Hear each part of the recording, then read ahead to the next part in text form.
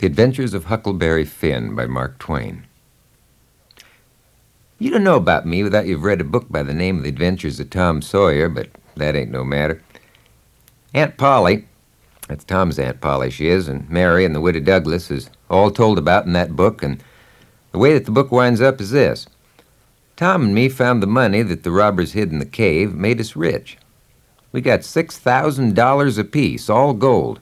And Judge Thatcher, he took it and put it out at interest. It fetched us $1 a day apiece all the year round. More than a body could tell what to do with. The Widow Douglas, she took me for her son and allowed she'd civilize me, but it was rough living in the house all the time, considering how dismal, regular, and decent the widow was in all her ways. So, when I couldn't stand it no longer, I lit out. I got into my old rags and my sugar hogshead again and was free and satisfied. But Tom Sawyer, he hunted me up and he said he was going to start a band of robbers and I might join if I'd go back to the widow and be respectable. So I went back.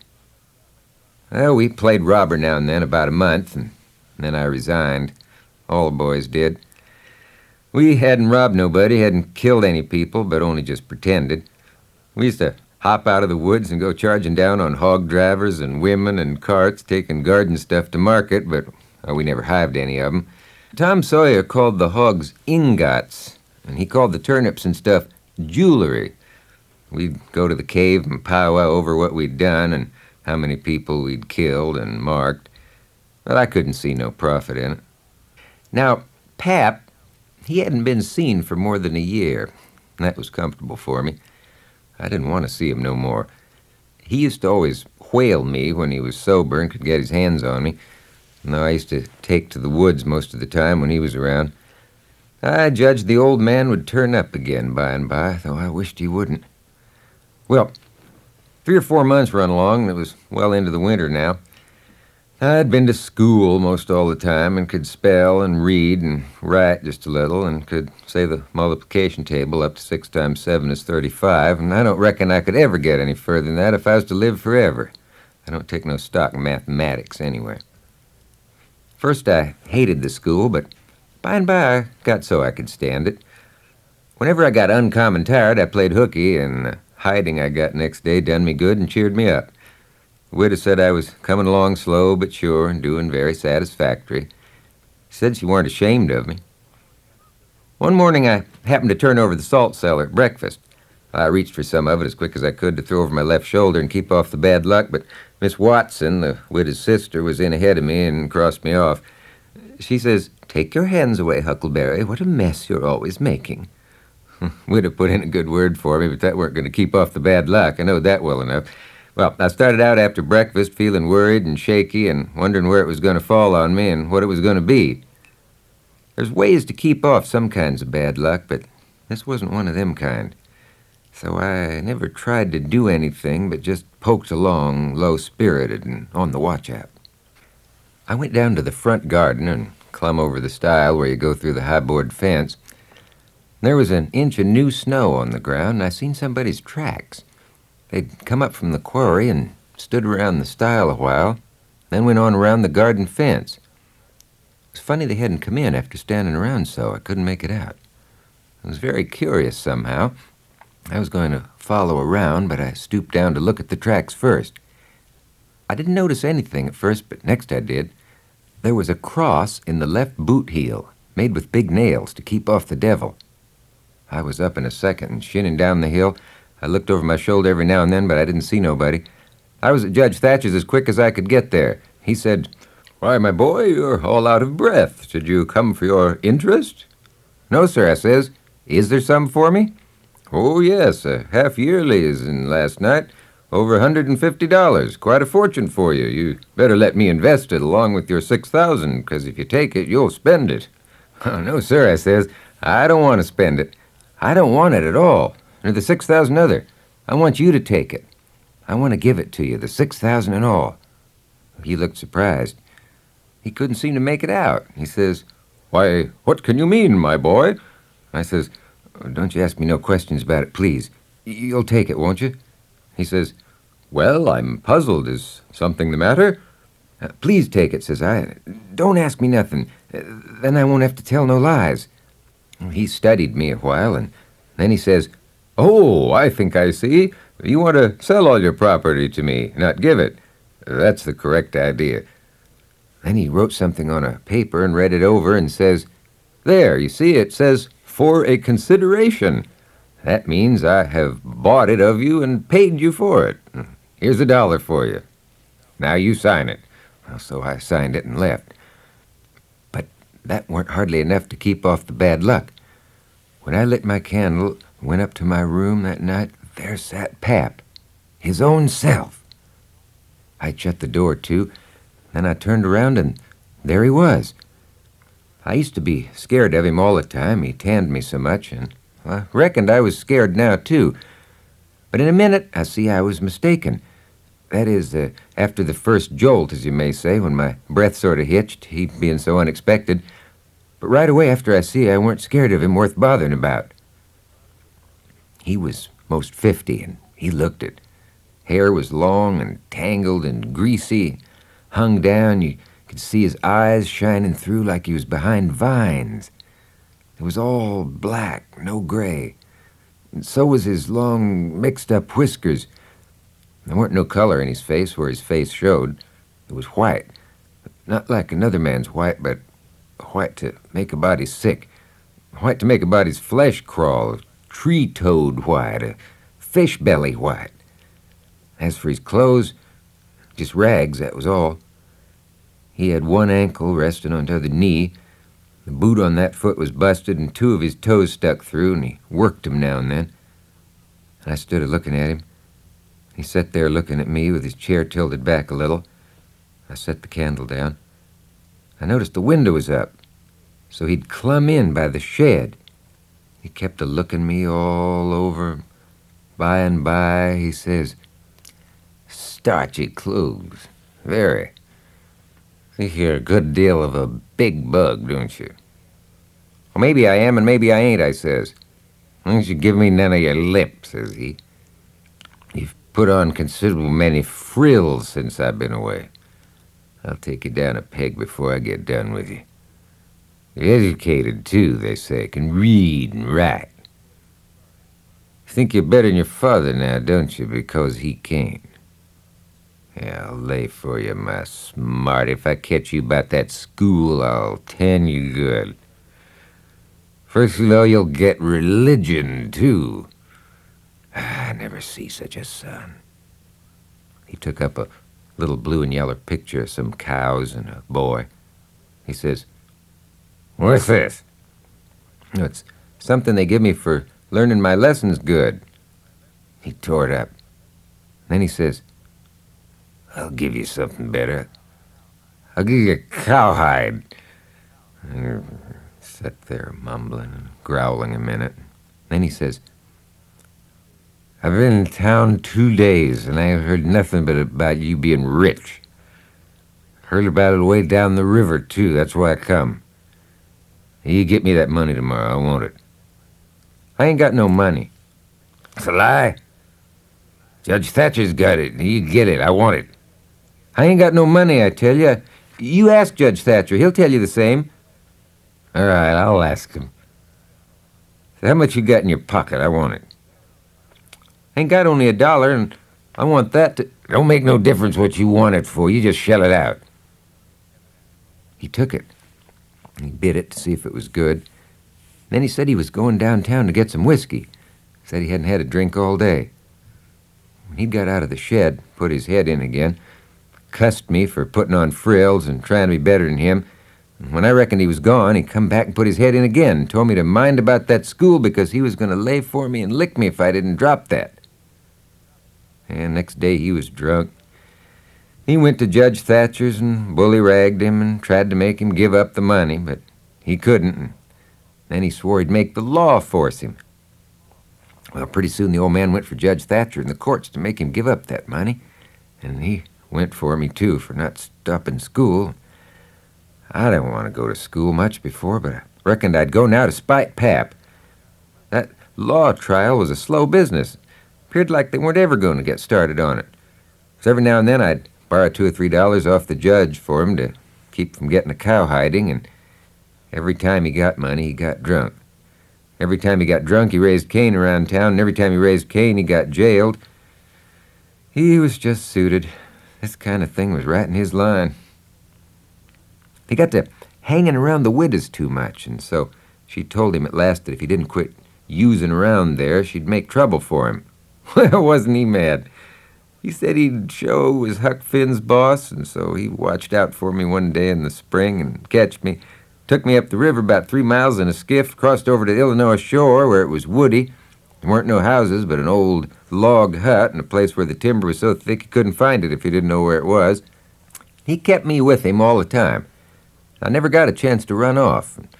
We lived in that old cabin, and he always locked the door, put the key under his head nights. He had a gun, which he'd stole, I reckon. We fished and hunted, and that was what we lived on. The widow, she found out where I was by and she sent a man over to try to get hold of me. Pap drove him off with the gun, and weren't long after that till I was used to being where I was, and I liked it.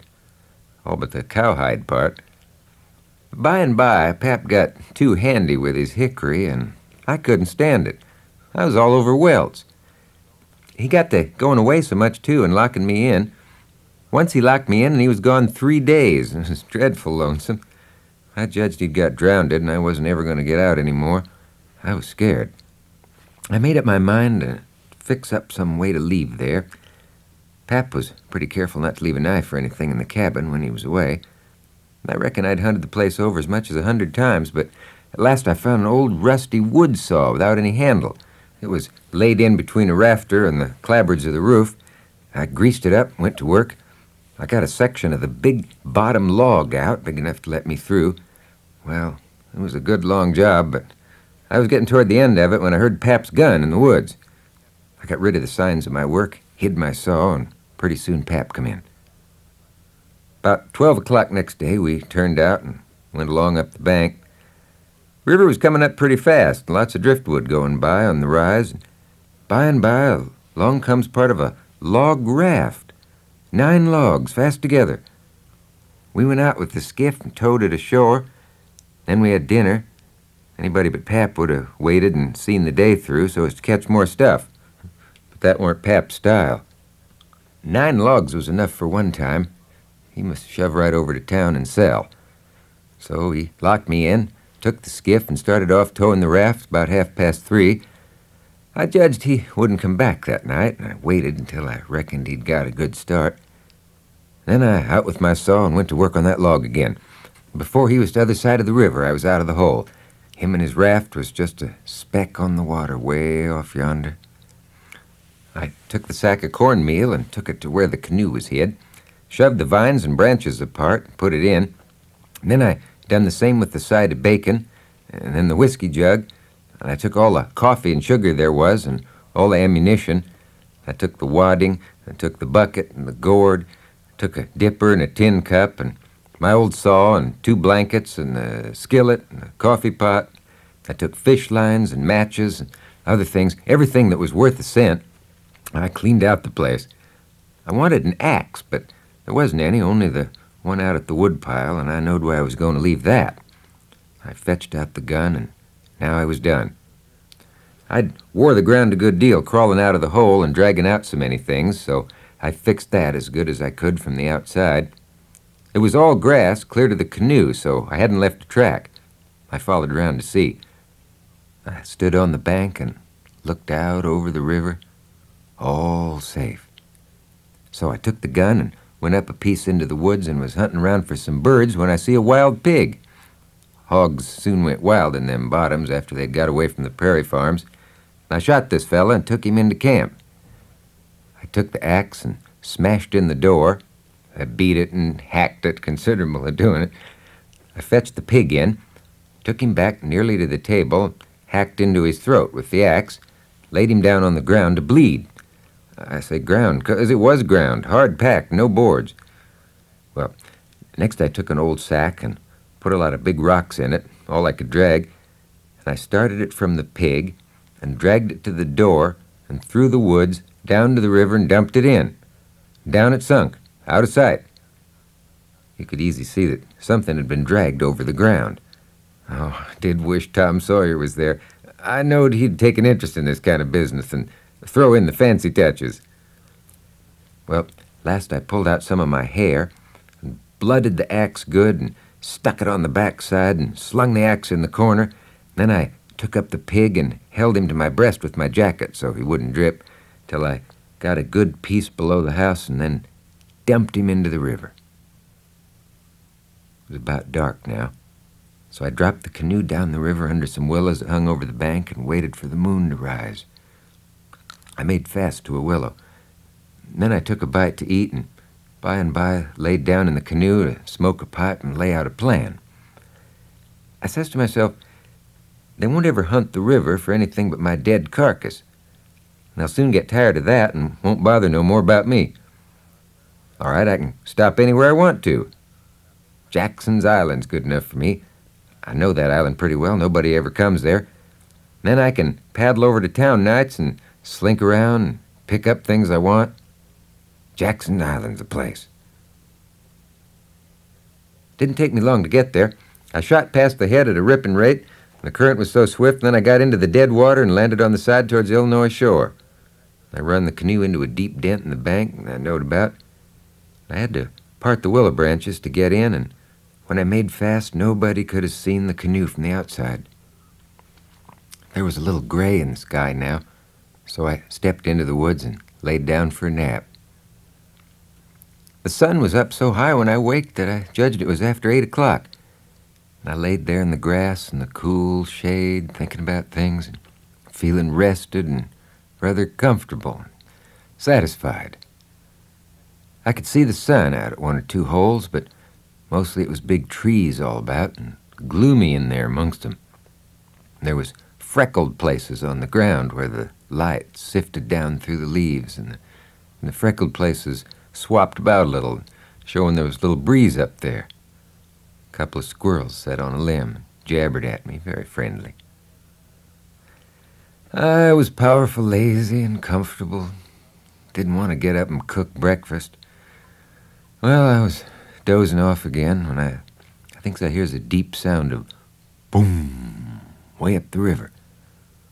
Rouses up, rests on my elbow and listens. Pretty soon I hears it again. I hopped up, went and looked out at a hole in the leaves. I see a bunch of smoke laying on the water long ways up, about abreast the ferry. And there was the ferry boat full of people floating along down. I knowed what was the matter now. Boom! I see the white smoke squirt out the ferry boat's side. You see, they was firing cannon over the water, trying to make my carcass come to the top.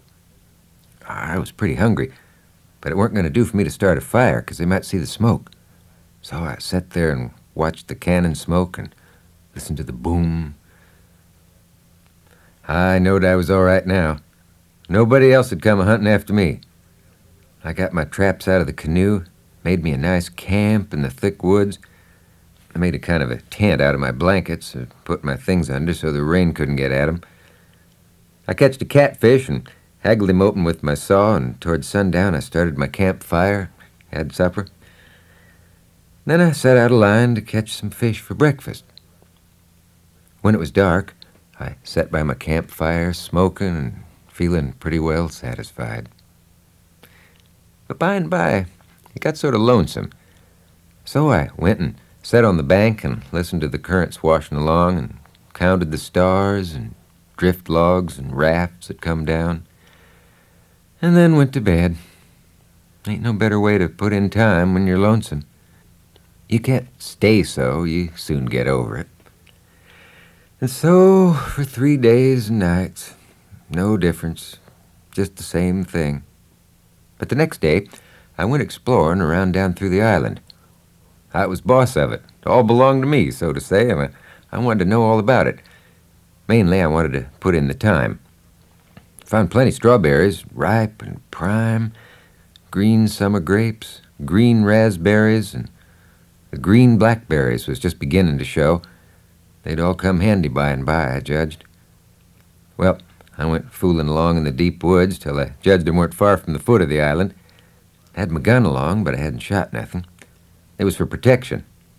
Thought I'd kill some game now home. I clipped along, all of a sudden I bounded right onto the ashes of a campfire that was still smoking. My heart jumped up amongst my lungs. I never waited for it to look further, but uncocked my gun and went sneaking back on my tiptoes as fast as ever I could. When I got to camp, I weren't feeling very brash.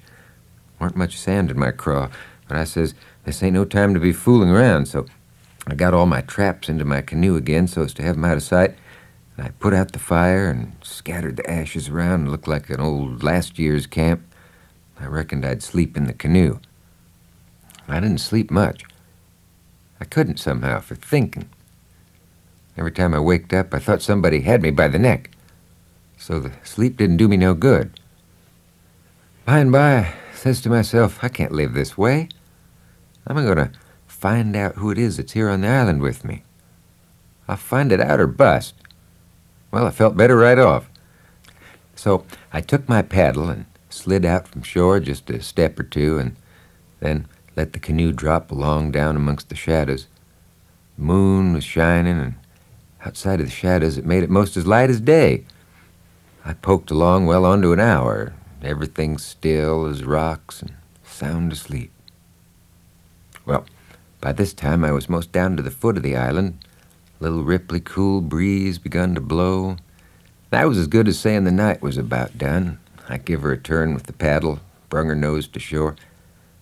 Then I got my gun and slipped out towards where I'd run across that campfire. And sure enough, I catched a glimpse of fire way through the trees. I went for it, cautious and slow, and there laid a man on the ground. Most give me the fan-tods. He had a blanket around his head. His head was nearly in the fire.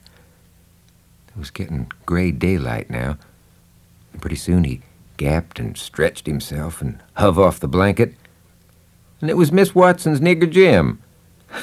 I bet I was glad to see him. I says, "Hello, Jim," and skipped out. He bounced up and stared at me wild, and he drops down on his knees, puts his hands together, and he says, "Don't hurt me, don't. I ain't never done no harm to a ghost. I always liked dead people, done all I could for 'em. Now you go and get in the river again while you belongs, and don't do nothing to old Jim. That is always your friend." Well, I weren't long making him understand I weren't dead. I was ever so glad to see Jim. I weren't lonesome now. I told him I weren't afraid of him telling people where I was. I talked along, but he only sat there and looked at me. Never said nothing. And then I says, "It's good daylight. Let's breakfast. Make up your campfire good." "What's the use of making up a campfire to cook strawberries in such truck?" "But you got a gun, ain't you? Then we can get something better than strawberries." "Strawberries in such truck," I says. "Is that what you live on?" "I couldn't get nothing else," he says. "Well, how long you been on the island, Jim?" "I come here tonight after you was killed." "What, all that time?" "Yes, indeedy." "And ain't you had nothing but that kind of rubbage to eat?" "No, sir, nothing else." "Well, you must be most starved, ain't you?" "I reckon I could eat a horse." "I think I could." "How long you been on the island?" "Since the night I got killed." "No." What had you lived on?" "But you got a gun." "Oh, yes, you got a gun. That's good. Now you kill something and I'll make up the fire." So we went over to where the canoe was, and while he built a fire in a grassy open place amongst the trees, I fetched meal and bacon and coffee pot and frying pan and sugar and tin cups, and the nigger was set back considerable because he reckoned it was all done with witchcraft. I catched a good big catfish, too, and Jim cleaned him with his knife and fried him. When breakfast was ready, we lolled on the grass and eat it smoking hot. Jim laid it in with all his might, for he was most about starved. Then when we got pretty well stuffed, we laid off and lazied. By and by, Jim says, "But looky here, Huck. Who was it that killed in that shanty if it weren't you?" Then I told him the whole thing, and he said it was smart. He said Tom Sawyer couldn't get up no better plan than what I had. And then I says, "How do you come to be here, Jim, and how'd you get here?" And he looked pretty uneasy and didn't say nothing for a minute. Then he says, "Maybe I better not tell." "Why, Jim?" "Well, there's reasons. But you wouldn't tell on me if I was to tell you, would you, Huck?" "Blamed if I would, Jim." Well, I believe you, Huck. I, I run off. Jim! Mind you, you said you wouldn't tell. You know you said you wouldn't tell, Huck. Well, I did. I said I wouldn't, and I'll stick to it. Honest Injun, I will. People would call me a low-down abolitionist and despise me for keeping mum, but that don't make no difference. I ain't a-going to tell. I ain't going back there anyways. So now, let's know all about it. Well, you see it is this way. Old Mrs., that's Miss Watson, she pecks on me all the time and treats me pretty rough, but she always said she wouldn't sell me down to Orleans. But I noticed there was a nigger trading round the place considerable lately. I began to get uneasy. Well, one night I creeps to the door pretty late, and the door weren't quite shut. And I heard old Missus telling the widow she'd want to sell me down to Orleans. But she didn't want to, but she could get $800 for me. There's such a big stack of money she couldn't resist. The widow, she tried to get her to say she wouldn't do it, but I never waited to hear the rest. I lit out mighty quick, I tell you. I took out and shinned down the hill and expect to steal a skiff along the shore somewhere above the town. But there was people a-stirring yet, so I hid in the old tumble-down cooper shop on the bank to wait for everybody to go away. Well, I was there all night. There was somebody around all the time. Long about 6 in the morning, skiffs began to go by. About 8 or 9, every skiff that went along was talking about how your pap come over to the town and say you killed. These last skiffs was full of ladies and gentlemen going over for to see the place. Sometimes they'd pull up at the shore, take a rest before they started across. So by the talk, I got to know all about the killing. I was powerful sorry you was killed, Huck. But I ain't no more now. I laid down to the shavings all day. I was hungry, but I weren't afeard, 'cause I know old Missus and the widow was going to start to the camp meeting right after breakfast and be gone all day. And they knows I goes off with the cattle about daylight, so they wouldn't expect me to be round the place, so they wouldn't miss me till after dark in the evening. The other servants wouldn't miss me, 'cause they shouldn't have to take holiday as soon as the old folks is out in the way. Well, when it come dark, I took off up the river road and struck out for the island. Did you hear 'em shooting the cannon? Oh, yes. I knowed they was after you. I see 'em go by here, watched 'em through the bushes. Some young birds come along, flying a yard or two at a time and lighting. Jim said it was a sign it was going to rain. I was going to catch some of them, but Jim wouldn't let me. He said it was death. Jim knowed all kinds of signs. He said he knowed most everything. I said it looked to me like all the signs was about bad luck, so I asked him if there weren't any good luck signs, and he says, mighty few, and they ain't no use to a body. When you want to know when good luck's a-comin' for, want to keep it off? He said, if you's got hairy arms and a hairy breast, it's a sign that you's going to be rich. Have you got hairy arms and a hairy breast, Jim? What's the use to ask that question? Don't you see I has? Well, are you rich? No, but I been rich once. I'm going to be rich again. Once I had $14, but I took to speculating and got busted out. Well, it's all right anyway, Jim, long as you're going to be rich again sometime or other. Yes, and I's rich now, come to look at it. I owns myself, and I's worth $800. Wished I had the money, I wouldn't want no more. I wanted to go and look at a place right about the middle of the island that I'd found when I was exploring.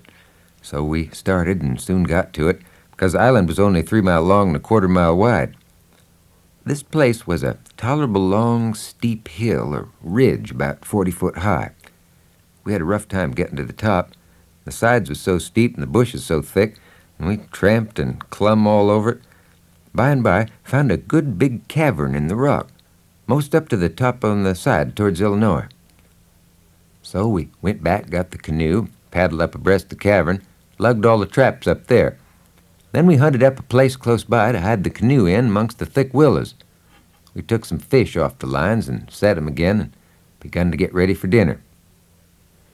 The door of this cavern was big enough to roll a hogshead in, and on one side of the door the floor stuck out a little bit and was flat and a good place to build a fire on.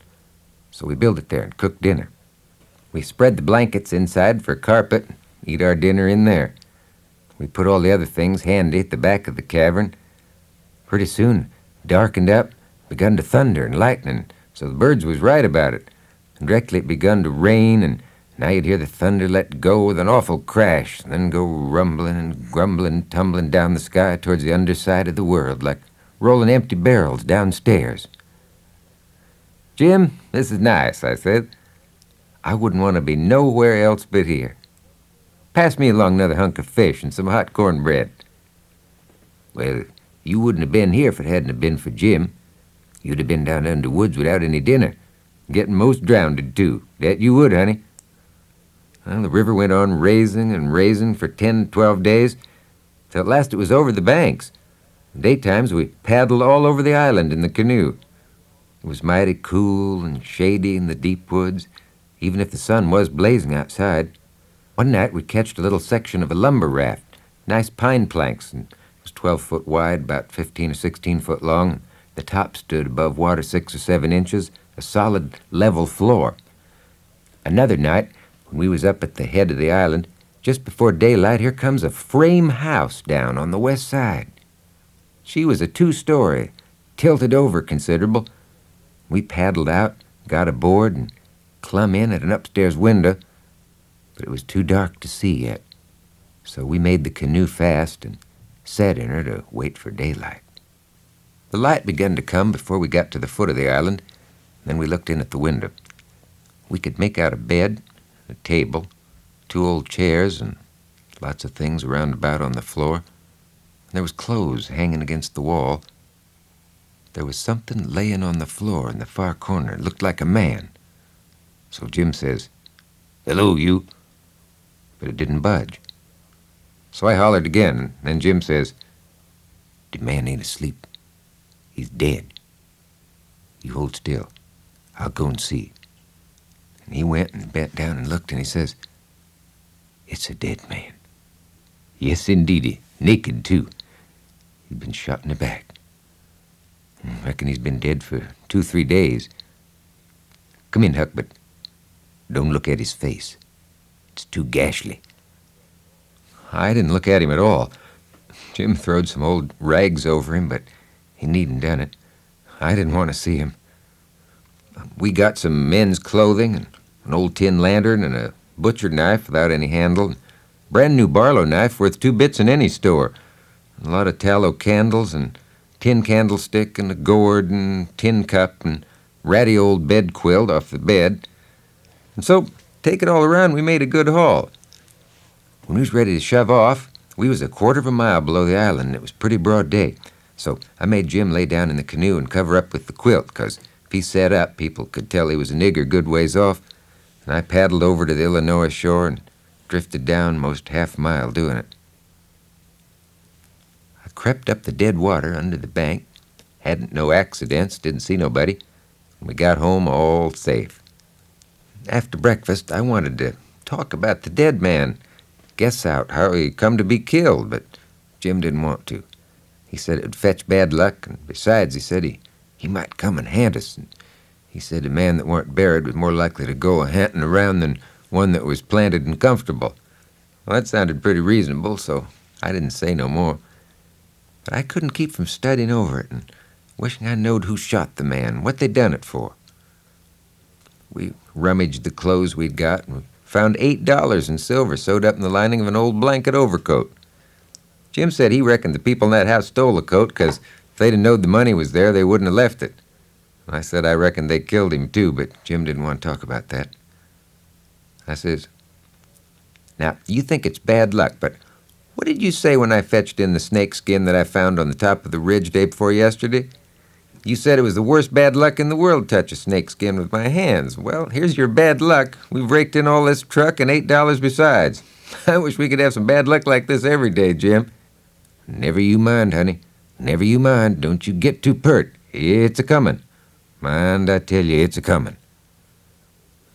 Well, next day, Jim took up some of the top planks off the raft and built a snug wigwam to get under in blazing weather and rainy and keep the things dry.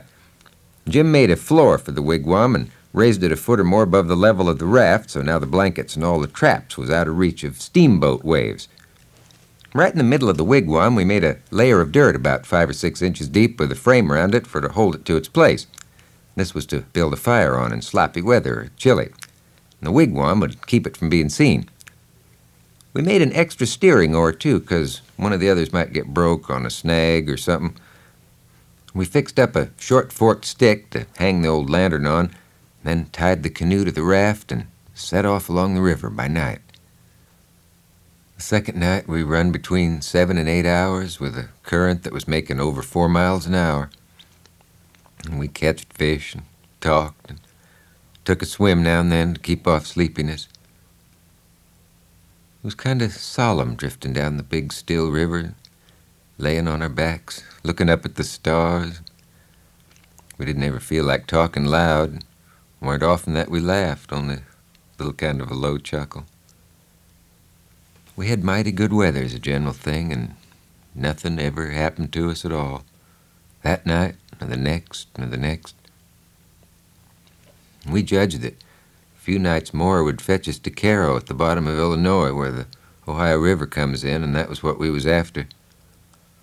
We'd sell the raft and get on a steamboat and go way up the Ohio amongst the free states and then be out of trouble. We went drifting down into a big bend, and the night clouded up and got hot. The river was very wide and was walled in with solid timber on both sides. You couldn't see a break in it hardly ever, or a light. We talked about Cairo and wondered whether we'd know it when we got to it. I said likely we wouldn't, 'cause I'd heard say there weren't but about a dozen houses there, and if they didn't happen to have 'em lit up, how was we going to know we was passing a town? Jim said if the two big rivers joined together there, that'd show. But I said maybe we might think we was passing the foot of an island and coming into the same old river again. That disturbed Jim and me, too. So the question was what to do. I said paddle ashore the first time a light showed, tell 'em Pap was behind, coming along with a trading scow, and was a green hand at the business and wanted to know how far it was to Cairo. Jim thought it was a good idea, so we took a smoke on it and waited. There weren't nothing to do now but to look out sharp for the town and not pass it without seeing it. He said he'd be mighty sure to see it, 'cause he'd be a free man the minute he seen it, but if he missed it, he'd be in a slave country again and no more show for freedom. Every little while he jumps and says, "There she is!" But it weren't. There was jack-o'-lanterns or lightning bugs, so he sat down again and went to watching, same as before. Jim said it made him all over trembly and feverish to be so close to freedom. Well, I can tell you, it made me all over trembly and feverish, too, to hear him, 'cause I began to get it through my head that he was most free. And who was to blame for it? Well, me. I couldn't get that out of my conscience, nohow, no way. Conscience says to me, what had poor Miss Watson done to you that you could see her nigger go off right under your eyes and never say one single word? What did that poor old woman do to you that you could treat her so mean? Well, she tried to learn you your book, and she tried to learn you your manners, and she tried to be good to you every way she knowed how. That's what she done. I got to feeling so mean and so miserable, I most wished I was dead. I fidgeted up and down the raft and abusing myself to myself, and Jim was fidgeting it up and down past me, and neither of us could keep still. And every time he danced around and says, "That's Carol," went through me like a shot. I thought if it was Carol, I reckoned I'd die of miserableness. Now, my conscience got to stirring me up hotter than ever until last I says to it, "Now let up on me. It ain't too late yet. I'll paddle ashore at the first light and tell." I felt easy and happy, light as a feather right off. All my troubles was gone. I went to looking out sharp for a light and sort of singing to myself. By and by one showed. Jim sings out, "We safe, Huck. We safe. Jump up and crack your heels. That's the good old Carol lass. I just knows it." I says, "I'll take the canoe and go and see, Jim. Mightn't be, you know." He jumped up and got the canoe ready and put his old coat in the bottom for me to set on and give me the paddle, and as I shoved off, he says, "Pretty soon I'll be a-shouting for joy, and I'll say it's all on account of Huck as a free man. And I could never been free if it hadn't been for Huck. Huck done it. Jim won't ever forget you, Huck.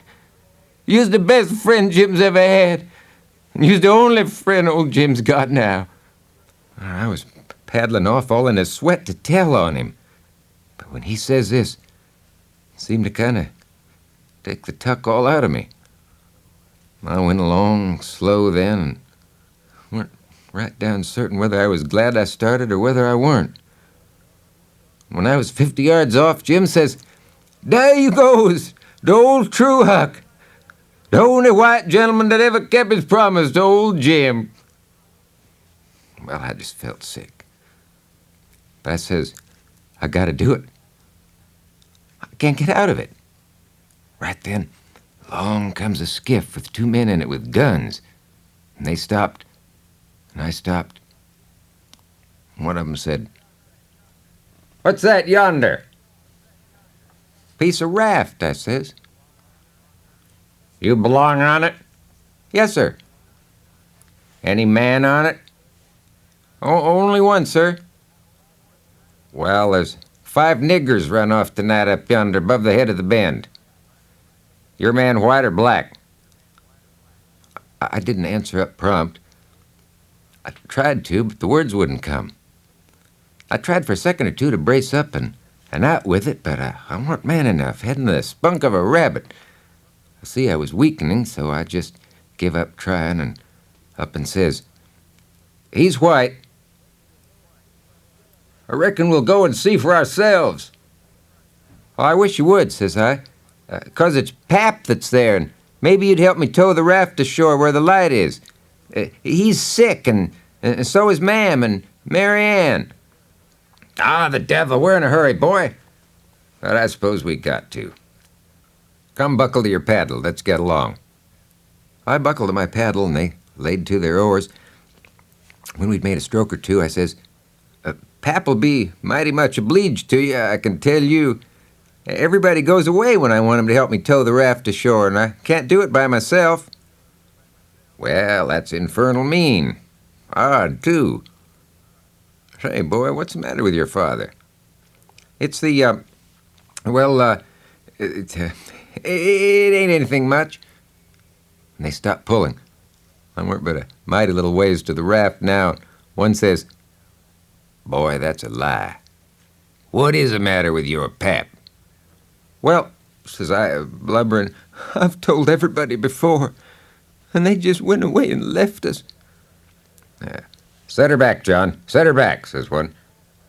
"Your pap's got the smallpox, and you know it precious well. Here, I'll put a $20 gold piece on this board, and you get it when it floats by. I feel mighty mean to leave you, but my kingdom, I won't go to fool with smallpox, don't you see?" "Hold on, Parker," says the man. "Here's a 20 to put on the board for me. Here, goodbye, boy. If you see any runaway niggers you get, help 'em nab 'em. And you can make some money by it." Well, they went off, and I got aboard the raft, feeling bad and low, 'cause I knowed very well I'd done wrong. Well, then I thought a minute and says to myself, "Hold on. Suppose you'd have done right and give Jim up. Would you felt better than what you do now?" "No," says I, "I'd feel bad. Feel just the same way I do now." "Well, then," says I, "what's the use you learning to do right when it's troublesome to do right and ain't no trouble to do wrong, and the wages is just the same?" I was stuck. I couldn't answer that. So I reckoned I wouldn't bother no more about it. But after this, always do whichever come handiest at the time. I went into the wigwam. "Huck, that was the smartest dodge. I tell you, child, I expect it'd save old Jim. Old Jim ain't gonna forget you for that, honey." And then we talked about the money.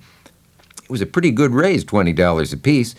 Jim said we could take deck passage on a steamboat now, and the money would last us as far as we wanted to go in the Free States.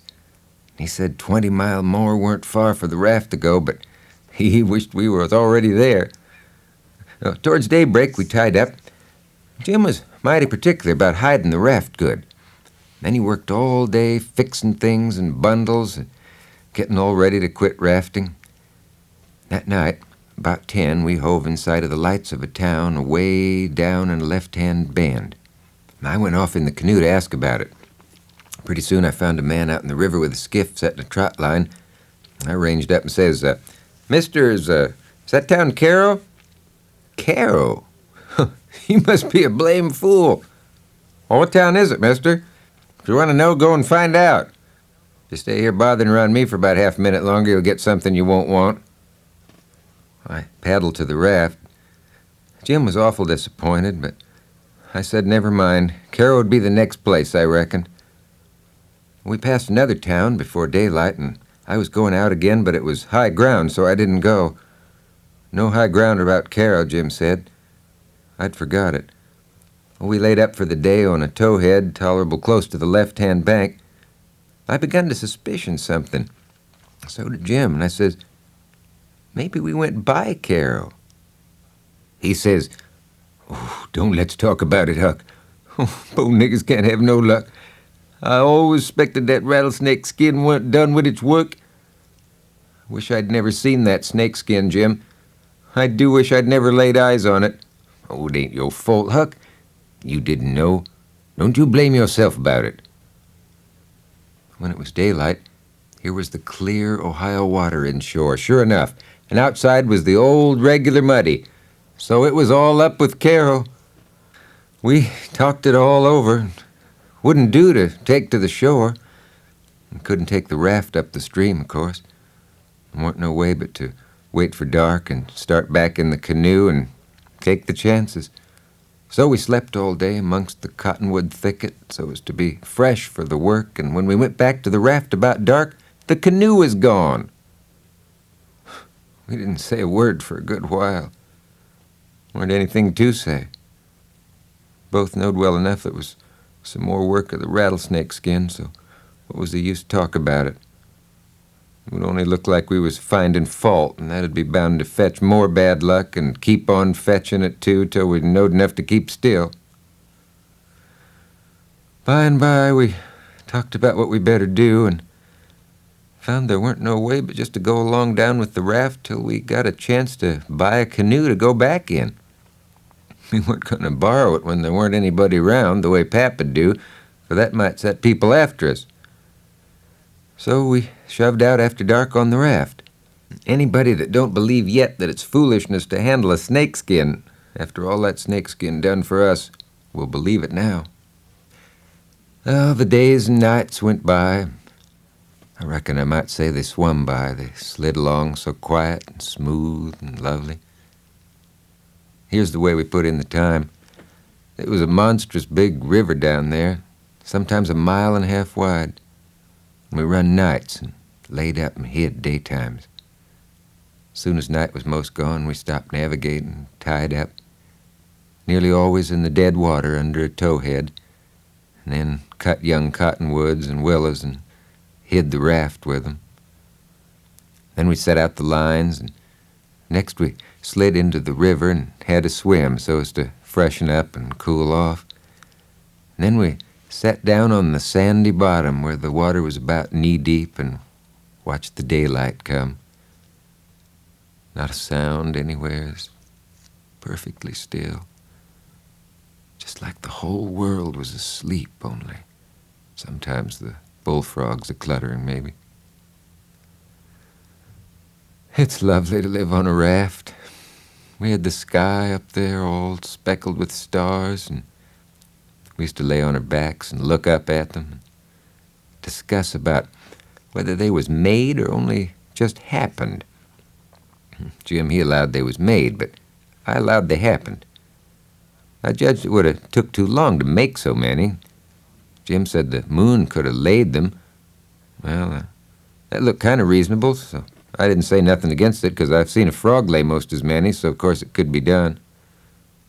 We used to watch the stars that fell, too, and see them streak down. Jim allowed they'd got spoiled and was hove out of the nest. And one morning, about daybreak, I found a canoe and crossed over a chute to the main shore. It was only 200 yards, and paddled about 1 mile up a creek amongst the cypress woods to see if I couldn't get some berries. Just as I was passing a place where a kind of cow path across the crick. Here comes a couple of men tearing up the path as tight as they could foot it. And I thought I was a goner, for whenever anybody was after anybody, I judged it was me or maybe Jim. I was about to dig out from there in a hurry, but they was pretty close to me then and sung out and begged me to save their lives, and said they hadn't been doing nothing, was being chased for it. Said there was men and dogs a-coming. They wanted to jump right in, but I says, "Don't you do it. I don't hear the dogs and horses yet. Now you got time to crowd through the brush and get up the crick a little ways. And then you take to the water and wade down to me and get in. That'll throw the dogs off the scent." And they done it. As soon as they was aboard, I lit out for our towhead and hid in the cottonwoods and was safe. One of these fellows was about 70 or upwards and had a bald head and very gray whiskers. And he had an old battered-up slouch hat on and a greasy blue woolen shirt and ragged old blue jeans breeches stuffed into his boot tops. And he had an old long-tailed blue jeans coat with slick brass buttons flung over his arm, and both of them had big, fat, ratty-looking carpet bags. And the other fellow was about 30 and dressed about as ornery. After breakfast, we all laid off and talked, and first thing that come out was that these chaps didn't know one another. "And what got you into trouble?" says the bald head to the other chap. "Well, I'd been selling an article to take the tartar off the teeth, and it does take it off, too, generally the enamel along with it, but I stayed about one night longer than I ought to, and was just in the act of sliding out when I ran across you on the trail this side of town, and you told me they were coming and begged me to help you get off. So I told you I was expecting trouble myself and would scatter out with you. That's the whole yarn. What's yourn?" "Yeah, well, I'd been running a little temperance revival there about a week and taking as much as $5 or $6 a night, when somehow or another a little report got around last night that I had a way of putting in my time with a private jug on the sly." "Old man," said the younger one, "I reckon we might double-team it together. What do you think?" "Oh, I ain't undisposed." Nobody never said anything for a while, and then the young man hove a sigh and says, "Alas." "What are you alassin' about?" says the bald head. "To think I should have lived to be leading such a life and be degraded down into such company." And then he began to wipe the corner of his eye with a rag. "Darn your skin, ain't the company good enough for you?" says the bald head, pretty pert and uppish. "Yes, it is good enough for me. It's as good as I deserve. For who fetched me so low when I was so high? I did myself. You would not believe me. Let it pass. 'Tis no matter. The secret of my birth." "The secret of your birth? Do you mean to say—" "Gentlemen," says the young man, very solemn, "I will reveal it to you, for I feel I may have confidence in you. By rights, I am a duke." Jim's eyes bugged out when he heard that. I reckon mine did, too.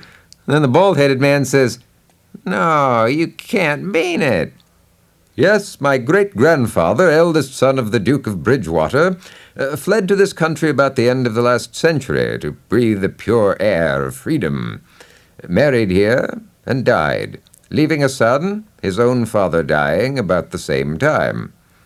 The second son of the late Duke seized the titles and estates. The infant real Duke was ignored, and I am the lineal descendant of that infant. I am the rightful Duke of Bridgewater, and here am I, forlorn, torn from my high estate, hunted of men, despised by the cold world, ragged, worn, heartbroken, and degraded to the companionship of felons on a raft." Jim pitied him ever so much, and so did I. But the old man got pretty silent by and by and didn't have much to say. He seemed to have something on his mind. So along in the afternoon he says, "Looky here, Bilgewater," he says, "I'm nation sorry for you, but you ain't the only person that's been snaked down wrongfully out in a high place." "Hold! What do you mean?" "Bilgewater, can I trust you?" says the old man, still sort of sobbing. "To the bitter death." He took the old man by the hand and squeezed it and says, "That secret of your being, speak." "Bilgewater, I am the late Dauphin." You betcha Jim and me stared this time. And then the Duke says, "You are what?" "Yes, my friend, it is too true. Your eyes is looking at this very moment on the poor disappeared Dauphin, Louis the 17, son of Louis the 16 and Mary Antoinette." "You at your age? No, you mean you're the late Charlemagne. You must be 600 or 700 years old at the very least." "Trouble has done it, Bilgewater. Trouble has done it. Yes, gentlemen, you see before you, in blue jeans and misery, the wandering, exiled, trampled on, and suffering rightful King of France."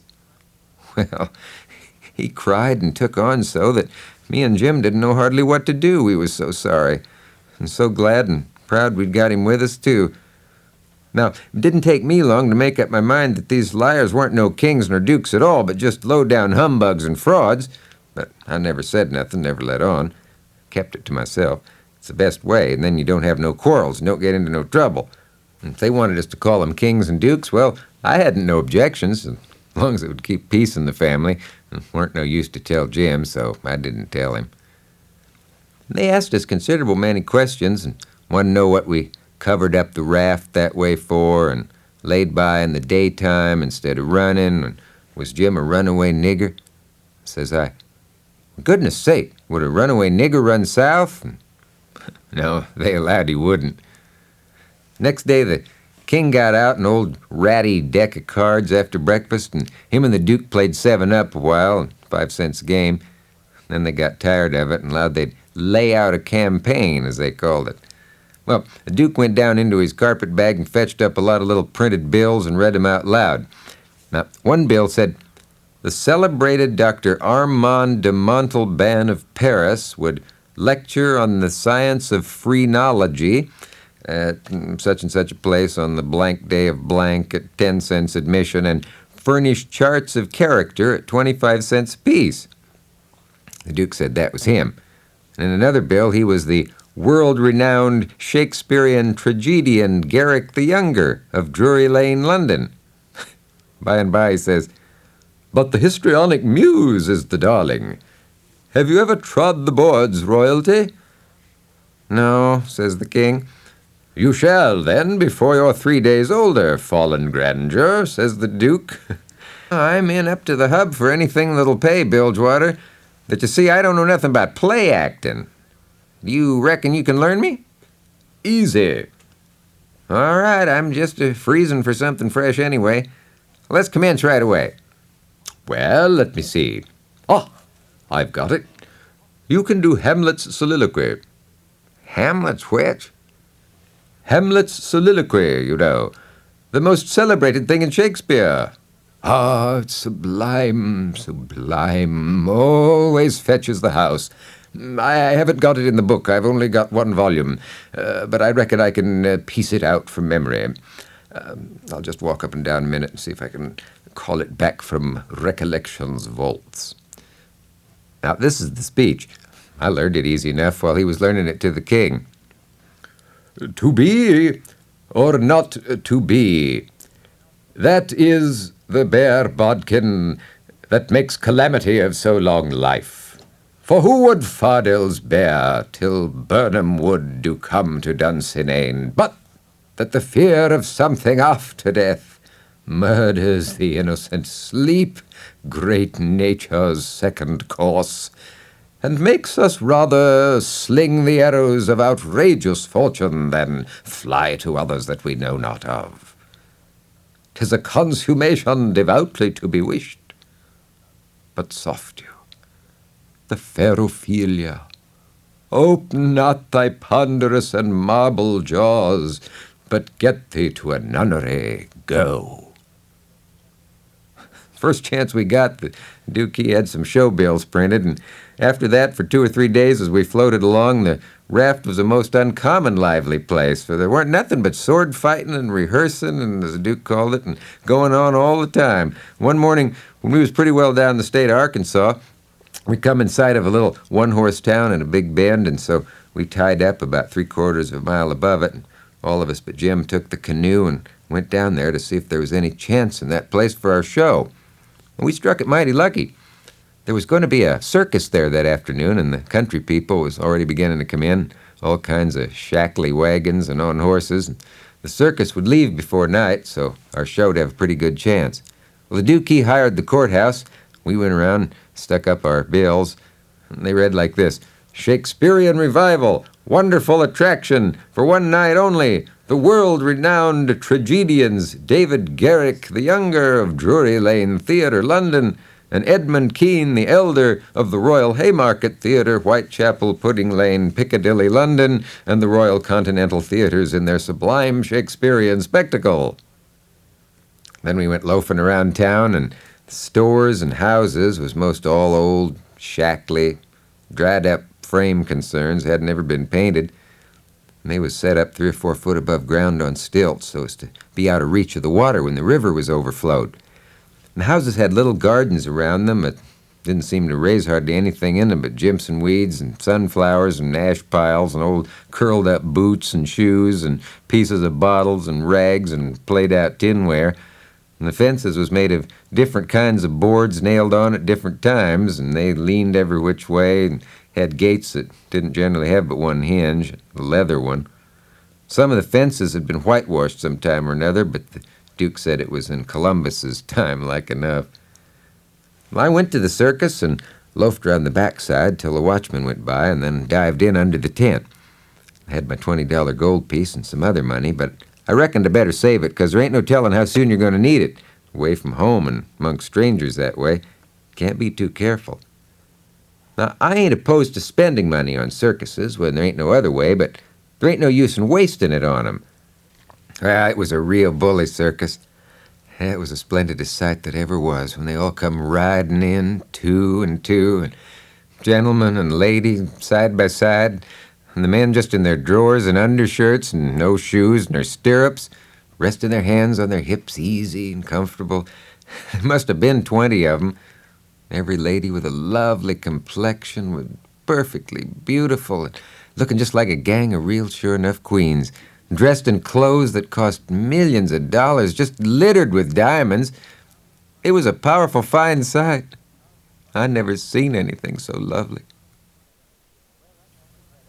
Well, that night we had our show, but there weren't only about 12 people there, just enough to pay expenses.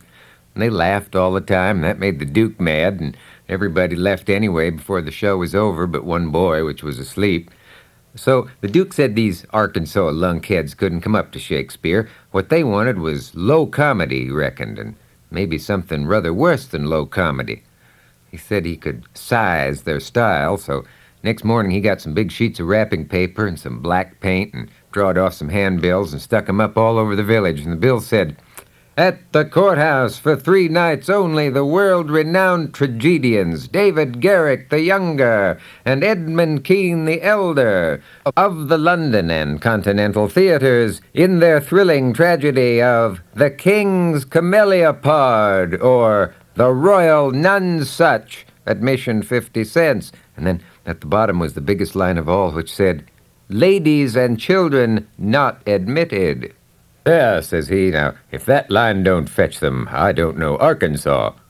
Well, all day him and the king was hard at it, and rigging up a stage and a curtain and row of candles for footlights, and that night the house was jam full of men in no time. And when the place couldn't hold no more, the Duke, he quit tending door, went around the back way and come into the stage and stood up before the curtain and made a little speech and praised up this tragedy and said it was the most thrillingest one that ever was. And so he went on bragging about the tragedy and about Edmund Kean the Elder, which was to play the main principal part in it. And at last, when he got everybody's expectations up high enough, he rolled up the curtain, and the next minute the king come a-prancing out on all fours, naked, and he was painted all over and rings streaked and striped and all sorts of colors, as splendid as a rainbow. But, never mind the rest of his outfit. It was just wild, but it was awful funny. And the people most killed themselves laughing when the king got done capering and capered off behind the scenes. They roared and clapped and stormed and haw-hawed till he come back and done it over again. And after that, they made him do it another time. Well, it would make a cow laugh to see the shines that old idiot cut.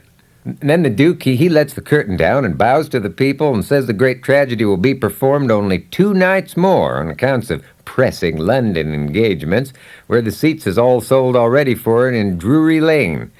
Then he makes them another bow and says if he has succeeded in pleasing them and instructing them, he will be deeply obliged if they will mention it to their friends and get them to come see it. And 20 people sings out, "What, is it all over? Is that all?" The Duke says yes.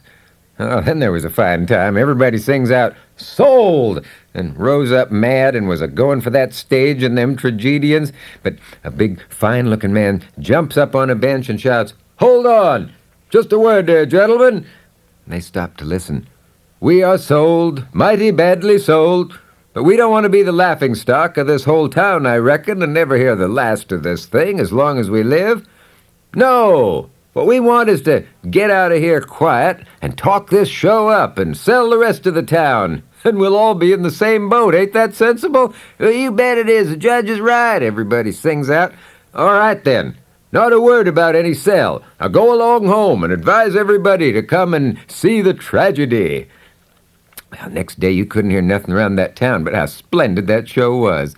The house was jammed again that night, and we sold this crowd the same way. When me and the king and the duke got down to the raft, we all had a supper. By and by, about midnight, they made Jim and me back her out and float her down the middle of the river and fetch her in and hide her about 2 miles below town. The third night, the house was crammed again. And they weren't newcomers this time, but people that was at the show the other 2 nights. I stood by the Duke at the door, and I see that every man that went in had his pockets bulging or something muffled up under his coat. I see it weren't no perfumery neither, not by a long sight. I smelt sickly eggs by the barrel and rotten cabbages and such things, and if I know the signs of a dead cat being around, and I bet I do, there was 64 of them went in, and I shoved in there for a minute, but it was too various for me. I couldn't stand it. Well, when the place couldn't hold no more people, and Duke, he gave a fella a quarter, told him to tend door for him a minute, then he started around for the stage door, I after him. But the minute we turned the corner and was in the dark, he says, "Now walk fast now till you get away from the houses, and then shin for the raft like the Dickens was after you." I done it. He done the same. We struck the raft at the same time, and in less than 2 seconds we was gliding downstream all dark and still and edging towards the middle of the river and nobody saying a word. I reckon the poor king was in for a gaudy time of it with the audience, but nothing of the sort. Pretty soon he crawls out from under the wigwam and says, "Well, how'd the old thing pan out this time, Duke?" He hadn't been uptown at all. We never showed a light till we was about 10 miles below the village. Then we lit up and had a supper, and the king and the Duke fairly laughed their bones loose over the way they'd served them people. And the Duke says, "Greenhorns, flatheads, I knew the first house would keep mum and let the rest of the town get roped in. I knew they'd lay for us the third night and consider it was their turn now. Well, it is their turn, and I'd give something to know how much they'd take for it. I would just like to know how they're putting in their opportunity. They can turn it into a picnic if they want to. They brought plenty provisions." Them rapscallions took in $465 in that 3 nights. I never seen money hauled in by the wagon load like that before. By and by, when they was asleep and snoring, Jim says, "Don't it surprise you the way them kings carries on, Huck?" "No," I says, "it don't." "Well, why don't it, Huck?" "Well, it don't because it's in the breed. I reckon they're all alike." "But, Huck, these kings aren't as regular rapscallions. That's just what they is, they's regular rapscallions." "Well, that's what I'm a-saying. All kings is mostly rapscallions, as far as I could make out." "Is that so?" "You read about 'em once, you'll see. Look at Henry VIII. Listen's a Sunday school superintendent to him. Look at Charles II and Louis XIV and Louis XV and James II and Edward II and Richard III and 40 more. Besides all them Saxon heptarchies that used to rip around in old times and raise Cain. All I say is kings, and you got to make allowances. Take 'em all around, they're a mighty ornery lot. It's the way they're raised. But this one do smell so like the nation, Huck." "Well, they all do, Jim. We can't help the way a king smells. History don't tell no way." Now, The Duke, he's a tolerable likely man in some ways. Yes, the Duke's different, but not very different. This one's a middlin' hard lot for a Duke. When he's drunk, there ain't no nearsighted man could tell him from a king. Well, anyways, I don't hanker for no more, Huck. These is all I can stand. It's the way I feel too, Jim, but we got 'em on our hands, and we've got to remember what they are and make allowances. Sometimes I wish we could hear of a country that's out of kings. Next day, towards night, we laid up under a little willow towhead out in the middle where there was a village on each side of the river, and the Duke and the King begun to lay out a plan for working them towns. Jim, he spoke to the Duke and said he hoped it wouldn't take but a few hours, 'cause it got mighty heavy and tiresome to him when he had to lay all day in the wigwam tied with the rope. You see, when we left him all alone, we had to tie him, because if anybody happened on him all by himself and not tied, it wouldn't look much like he was a runaway nigger, you know. So the Duke said it was kind of hard to have to lay roped all day, and he'd cipher out some way to get around it. He was uncommon bright, the Duke was, and he soon struck it. He dressed Jim up in King Lear's outfit. It was a long curtain calico gown and a white horsehair wig and whiskers, and then he took his theater paint and painted Jim's face and hands and ears and neck all over a dead, dull, solid blue like a man that's been drowned 9 days. Blamed if he weren't the horriblest-looking outrage I ever see. Then the Duke took and wrote out a sign on a shingle, so, "Sick Arab, but harmless when not out of his head." He nailed that shingle to a lath and stood the lath up 4 or 5 foot in front of the wigwam. Jim was satisfied. We'd all bought store clothes when we stopped last, and now the King put his'n on and told me to put mine on. I done it, of course. Jim cleaned up the canoe, and I got my paddle ready, and there was a big steamboat laying at the shore way up under the point, about 3 miles above town. Been there a couple of hours, taking on freight. Says the King, "Seeing how I'm dressed, I reckon maybe I better arrive down from St. Louis or Cincinnati or some other big place. Go for the steamboat, Huckleberry. We'll come down to the village on her."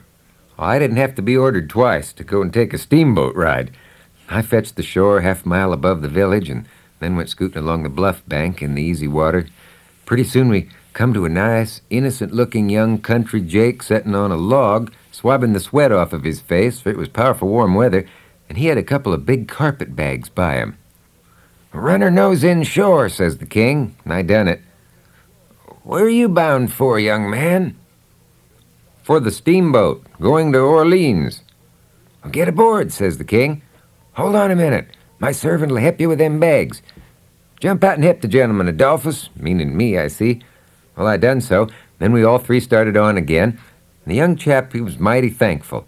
Said it was tough work toting his baggage such weather.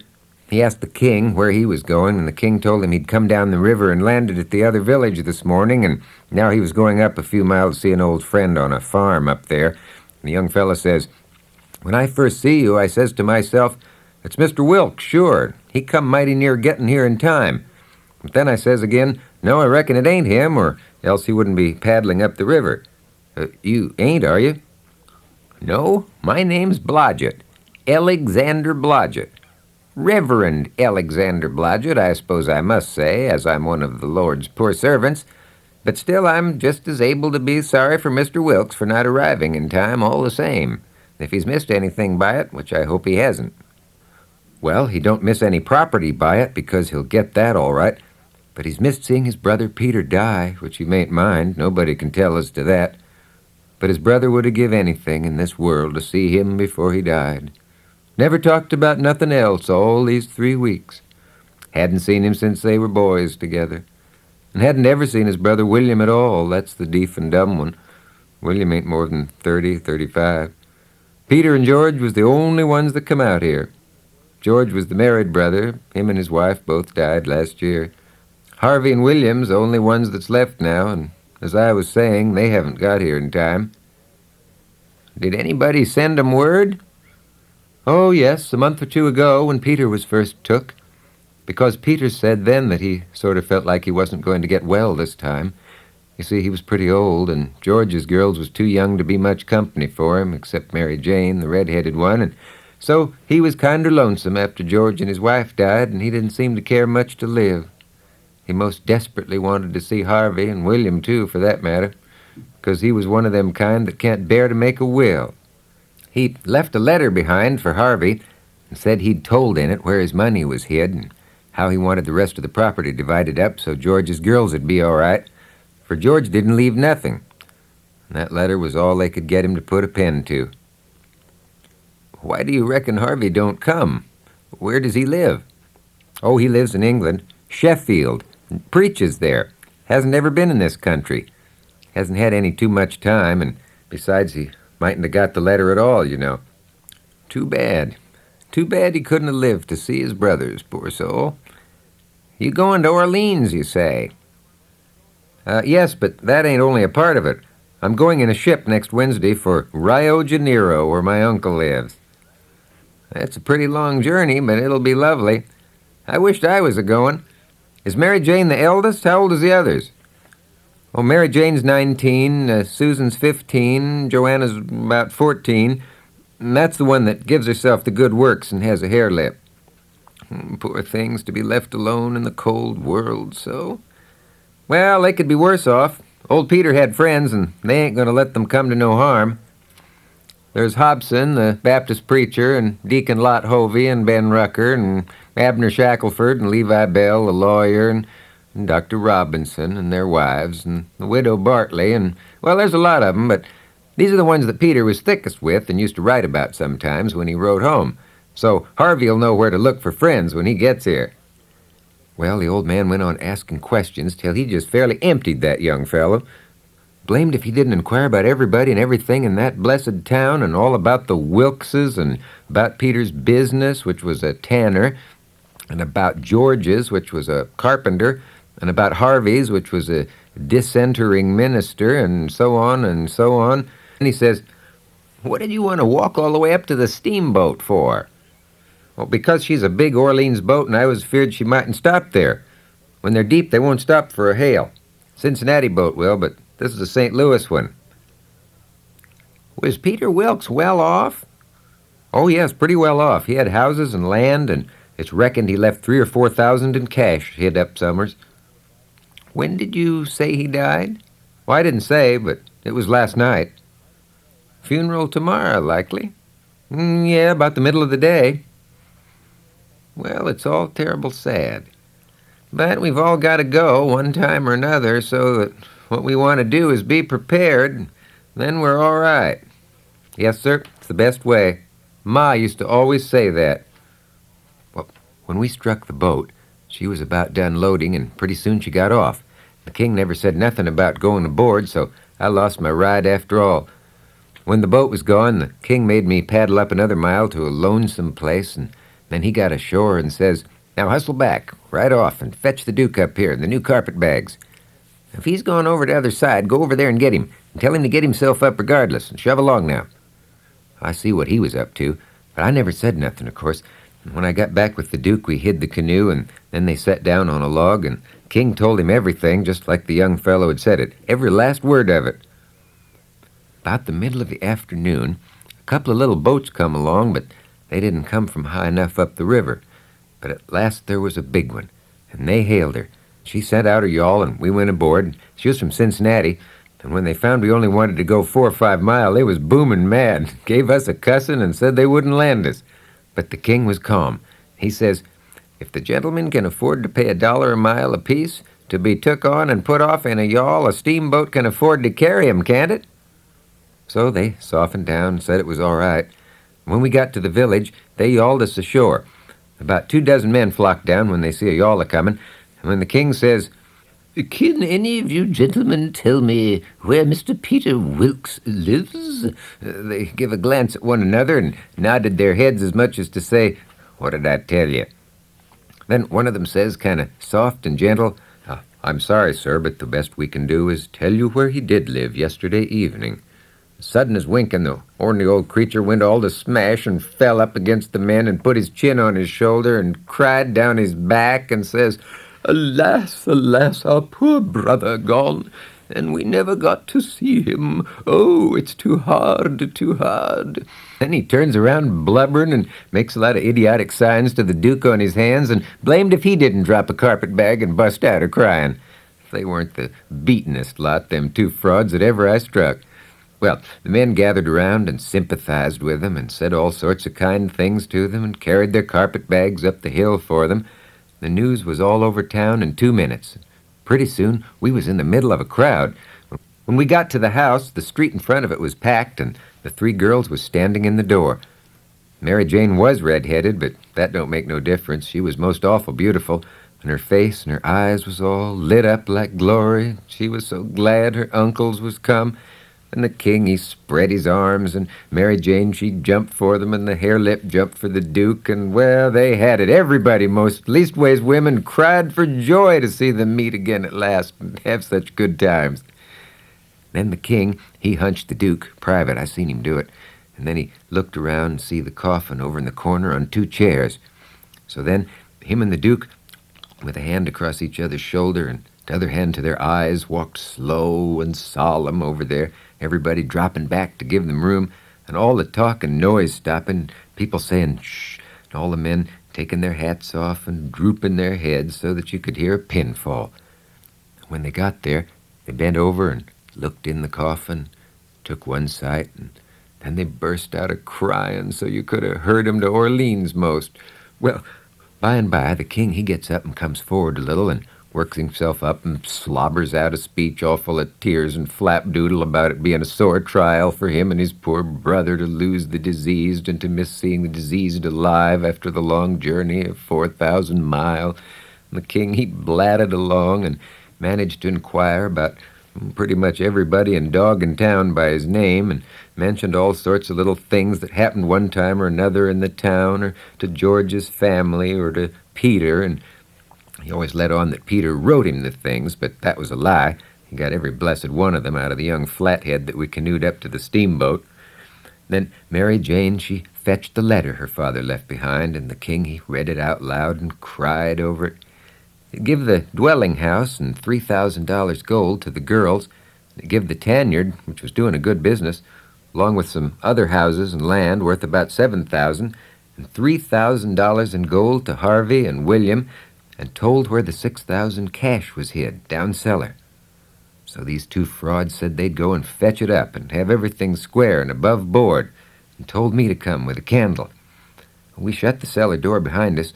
When they found a bag, they spilled it out on the floor, and it was a lovely sight, all them yeller boys. My, the way the king's eyes did shine. He slaps the duke on the shoulder and says, "Oh, this ain't bullying or nothing. Oh, no, I reckon not. Why, Bilgy, it beats the nonesuch, don't it?" "Say," says the duke, "I got another idea. Let's go upstairs and count this money and then take and give it to the girls." "Good land, Duke, let me hug you. It's the most dazzling idea ever man struck. Let 'em fetch along their suspicions now if they want to. This'll lay 'em out." When he got upstairs, everybody gathered around the table, and the king, he counted it and stacked it. And then they raked it into the bag again, and I see the king begin to swell himself up for another speech, and he says, "What kind of uncles would it be that'd rob? Yes, rob such poor sweet lambs as these that he loved so at such a time. Here, Mary Jane, Susan, Joanne, take the money, take it all. It's the gift of him that lays yonder, cold but joyful." And everybody crowded up with the tears in their eyes, and most shook the hands off them frauds, saying all the time, "You dear good souls, and how lovely. How could you?" Before long, a big iron-jawed man worked himself in there from outside and stood a-listening and looking, not saying anything. And nobody was saying anything to him either, 'cause the king was talking, and they was all busy listening. Well, the iron-jawed man, he laughed right in the king's face. Everybody was shocked. Everybody says, "Why, doctor!" The king, he smiled eager and shoved out his flapper and says, "Is it my poor brother's dear good friend and physician? Keep your hands off me," says the doctor. "You talk like an Englishman, don't you? It's the worst imitation I ever heard. You Peter Wilkes' brother? You're a fraud. That's what you are." Well, how they all took on. Poor girls was hanging to the king and crying, and all of a sudden the doctor ups and turns on them, and he says, "I was your father's friend, and I'm your friend.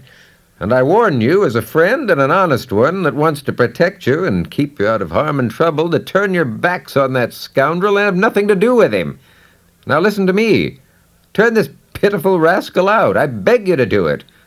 Will you?" Mary Jane straightened herself up. My, but she was handsome. She says, "Here is my answer." She hove up the bag of money and put it in the king's hands and says, "Take this $6,000 and invest it for me and my sisters any way you want to, and don't give us no receipt for it."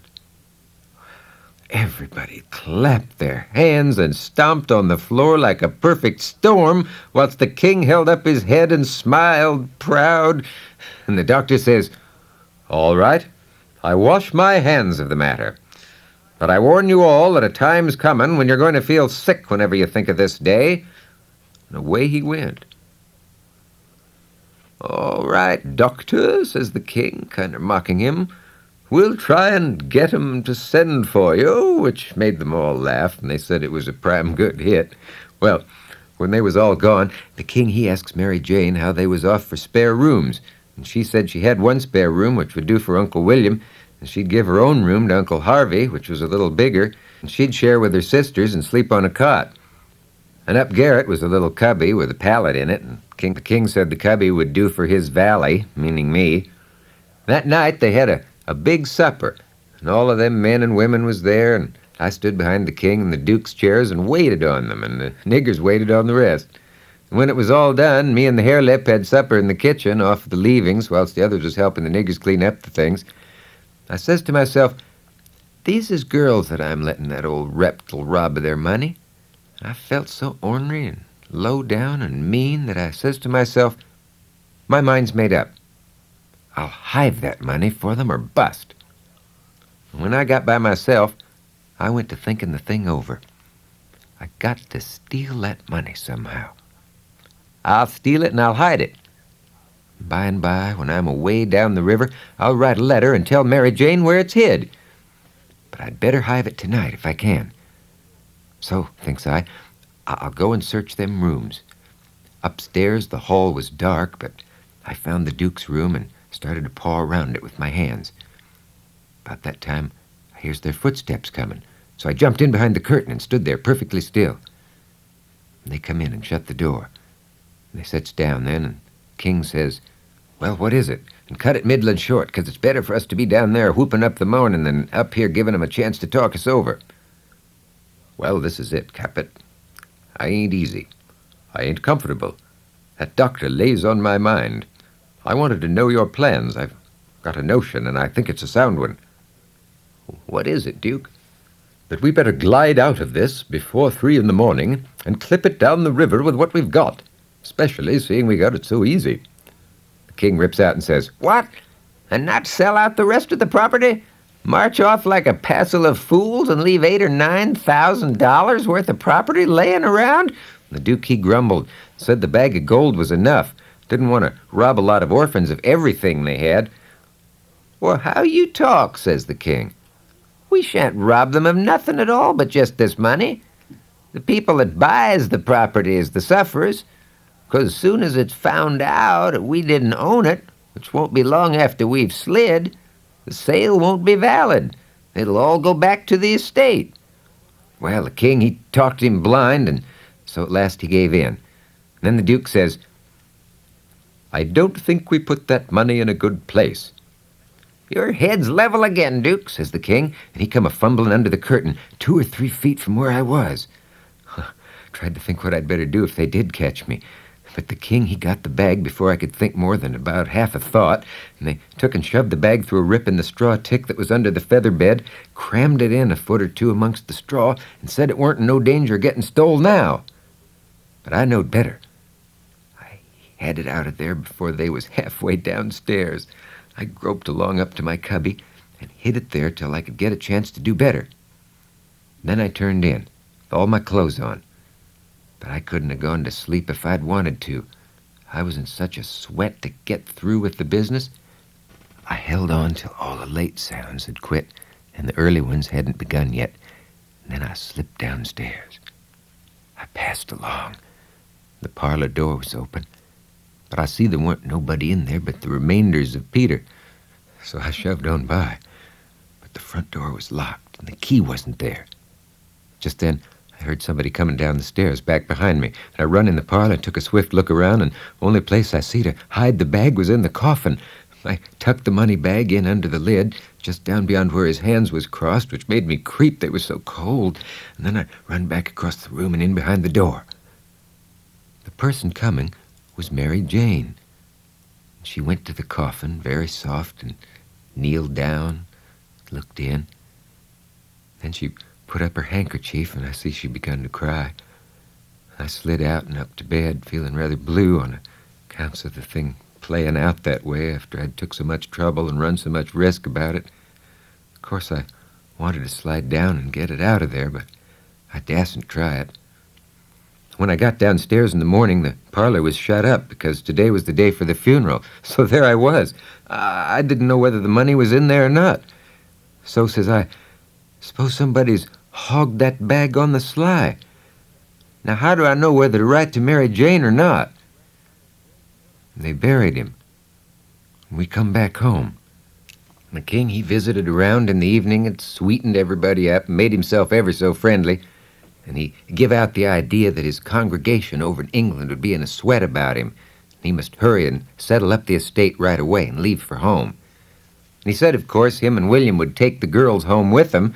And that pleased the girls, so they clean forgot they ever had a trouble in the world and told him to sell out as quick as he wanted to. They'd be ready. The next day, after the funeral, along about noontime, the girls' joy got the first jolt. A couple of nigger traders come along, and the king sold them the niggers reasonable for 3-day drafts, as they called it. I thought them poor girls and them niggers would break their hearts for grief. And they cried around each other and took on so it most made me down sick to see it. Next day, in the morning, the king and the duke come up in the garret and woke me up. I see by their look that there was trouble. The king says, "Was you in my room night before last?"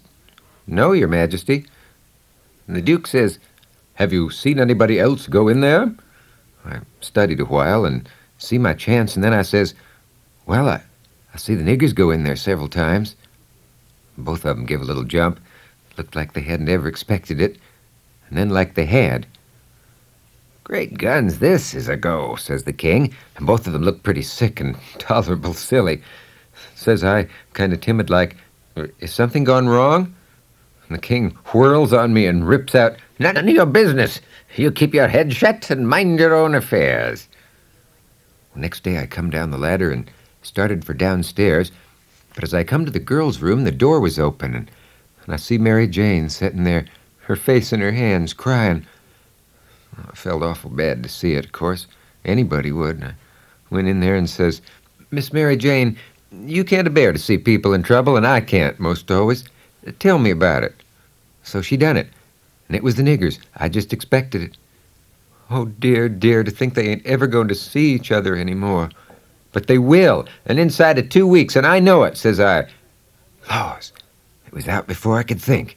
Says to myself, I reckon a body that ups and tells the truth when he's in a tight place has taken considerable many risks, though I ain't had no experience and can't say for certain, but it looks so to me anyway. And yet, here's a case where I'm blessed if it don't look to me like the truth is better and actually safer than a lie. I must lay it by in my mind and think it over some time or other. It's so kind of strange and unregular. I never seen nothing like it. Well, I says to myself at last, I'm going to chance it. I'll up and tell the truth this time, though it does seem most like setting down on a keg of powder and touching it off just to see where you'll go to. And then I says, "Miss Mary Jane, is there any place out of town little ways where you could go and stay 3 or 4 days?" "Well, yes, Mr. Lothrop's. Why?" "Never mind why yet.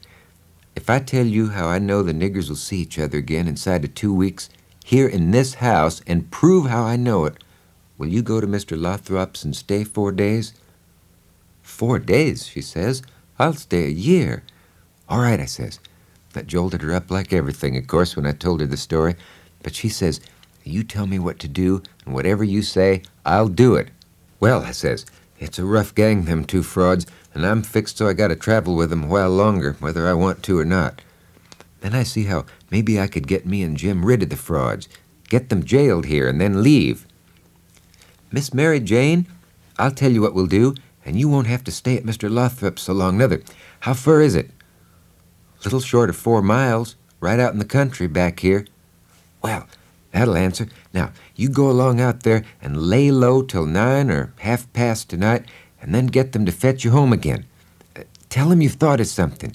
And if you get here before 11, put a candle in this window, and if I don't turn up, wait till 11, and then if I don't turn up, it means I'm gone and out of the way and safe. Then you come out and spread the news around and get these beats jailed." "Good," she says. "I'll do it. If I get away, I shan't be here," I says, "to prove these rapscallions ain't your uncles. Well, there's others can do that better than what I can. Give me a pencil and a piece of paper. There, Royal Nonsuch, Bricksville. Put it away and don't lose it. When the court wants to find out something about these two, let them send up to Bricksville." I judged we'd got everything fixed about right now, so I says, "Just let the auction go right along and don't worry. Nobody don't have to pay for the things they buy till a whole day after the auction on account of the short notice, and they ain't going out of this till they get that money. Now you go right along, Miss Mary Jane, and I'll fix it with all of them." And then I says, "There's one more thing, that bag of money." "Well, they've got that.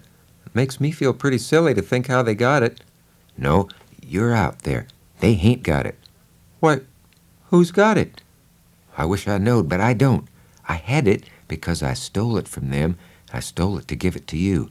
I know where I hid it, but I'm afraid it ain't there no more." "Well, where did you hide it?" "I'd rather not tell you where I put it, Miss Mary Jane, if you don't mind letting me off. But I'll write it for you on a piece of paper, and you can read it along the road to Mr. Lothrop's if you want to. Do you reckon that'll do?" "Oh, yes."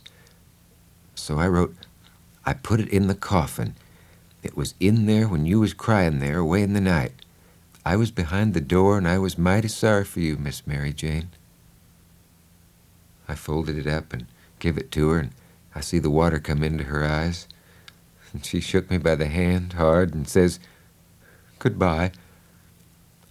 I'm going to do everything just as you've told me. And if I don't ever see you again, I shan't ever forget you. And I'll think of you many and many a time. And I'll pray for you, too."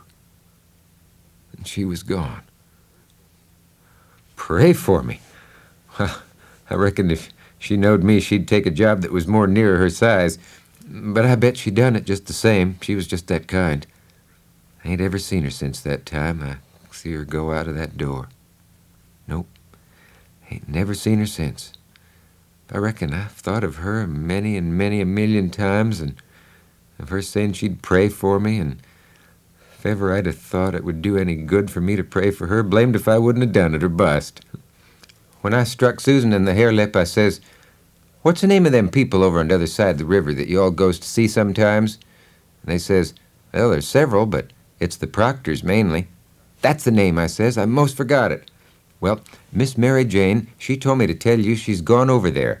She says, 'Tell them to give Uncle Harvey and William my love and a kiss, and say I've just run over the river.'" Now, everything was all right now, and I felt very good. I judged I'd done it pretty neat. I reckon Tom Sawyer couldn't have done it no neater himself. Well, they held the auction in the public square long towards the end of the afternoon. By and by, everything was sold. Whilst they was at it, a steamboat landed, and in about 2 minutes up comes a crowd a whooping and a yelling and laughing and carrying on and singing out, "Here's your opposition line. Here's your 2 sets of heirs to old Peter Wilkes, and you pays your money and you takes your choice." And they was fetching a very nice-looking old gentleman along, and a nice-looking younger one with his right arm in a sling. My souls, how the people yelled and laughed and kept it up. But I didn't see no joke about it, and I judged it would strain the Duke and the King some to see any. I reckoned they'd turn pale. But no, nary a pale did they turn. That old gentleman that had just come looked all puzzled to death. Pretty soon he begun to speak, and I see straight off he pronounced like an Englishman, not the king's way, though the king's was pretty good for an imitation. And he says, "This is a surprise to me which I wasn't looking for. I'm Peter Wilkes' brother Harvey, and this is his brother William, which can't hear nor speak. We are who we say we are, and in a day or two, when I get the baggage, I can prove it. But up till then I won't say nothing more, but go to the hotel and wait." And the doctor says, "Neighbors, I don't know whether the new couple is frauds or not, but if these two ain't frauds, I am an idiot. We'll take these fellows to the tavern and affront them with the other couple, and I reckon we'll find out something before we get through." Well, we all got in a big room in the hotel, and the doctor says, "I don't wish to be too hard on these two men, but I think they're frauds, and they may have complices that we don't know nothing about. And if they have, won't the complices get away with that bag of gold Peter Wilkes left? It ain't unlikely.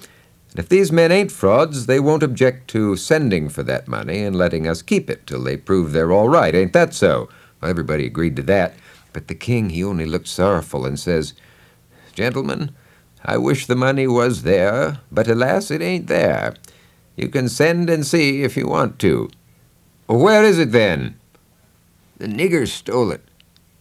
The doctor and several said shucks, and I see nobody didn't altogether believe him. Pretty soon the new old gentleman broke in and says, "I've thought of something.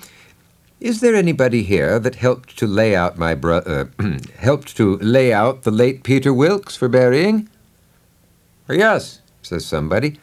"Me and Ab Turner done it. We're both here." Then the old man turns toward the king and says, "Perhaps this gentleman can tell me what was tattooed on his breast." Says I to myself, "Now he'll throw up the sponge. Ain't no more use." Well, did he? A body can't hardly believe it, but he didn't. "Yes, sir," he says, "I can tell you what's tattooed on his breast. It's just a small, thin blue arrow. That's what it is. And if you don't look close, you can't see it." I never see anything like that old blister for clean out-and-out cheek. And the new old gentleman turns brisk towards Ab Turner and his pard. "There, you've heard what he said. Was there any such mark on Peter Wilkes' breast?" Well, both of them spoke up and says, "We didn't see no such mark." "Good," says the old gentleman. "Now, what you did see on his breast was a small, dim P, and a B, which is an initial he dropped when he was young, and a W with dashes between them." Well, both of them spoke up again and says, "No, we didn't. We never seen any marks at all." Well, everybody was in a state of mind now, and they sings out, "The whole bilin' of 'em's frauds." But the doctor jumps up on the table and he yells and says, Gentlemen, hear me, just a word, just a single word, if you please. There's one way yet. Let's go and dig up the corpse and look." Well, we swarmed along down the river road into the graveyard and washed over it like an overflow. And so they dug, and they dug like everything. It got awful dark, and then the rain started, and the thunder boomed, and at last they got out the coffin, and they begun to unscrew the lid. And all of a sudden, lightning let out a perfect sluice of white glare, and somebody sings out, "By the living jingo, here's the bag of gold on his breast." Well, I lit out and shinned for the road in the dark. Ain't nobody can tell. I had the road all to myself, and I fairly flew. And the minute I was far enough above the town to see I could make the towhead, I begun to look sharp for a boat to borrow. The first time the lightning showed me one that wasn't chained, I snatched it and shoved. It was a canoe. It weren't fastened with nothing but a rope. It struck the raft at last, and I sung out, "Out with you, Jim, and let her loose. Glory be to goodness, we're shut of them." And Jim lit out and was a-comin' for me with both arms spread. He was so full of joy. And when I glimpsed him in the lightning, my heart shot up in my mouth, for I forgot he was a drowned Arab. In 2 seconds, away we went, a-sliding down the river. Oh, and it did seem so good to be free again, and all by ourselves on the big river, nobody to bother us. Then I noticed a sound that I knowed mighty well. It was the king and the duke. So I wilted right down on the planks then and give up. It was all I could do to keep from crying. When they got aboard, the king went for me, shook me by the collar, and says, "Trying to give us the slip, was you pup? Tired of our company, hey?" I says, No, Your Majesty, we weren't. I was afraid you and the Duke wasn't alive. We was awful glad when we see you coming. So the king let go of me, and they began to cuss that town and everybody in it. Of course, when they got to snoring, we had a long gabble, and I told Jim everything. We dasn't stop again at any town for days and days. Kept right along down the river. We was down south in the warm weather now, and mighty long ways from home. So now the frauds reckoned they was out of danger, and they begun to work the villages again. First they done a lecture on temperance, but didn't make enough for them both to get drunk on. Then in another village they started a dancing school. Another time they tried to go at yellocution, but they didn't yellocute long till the audience got up and give 'em a solid good cussing and made 'em skip out.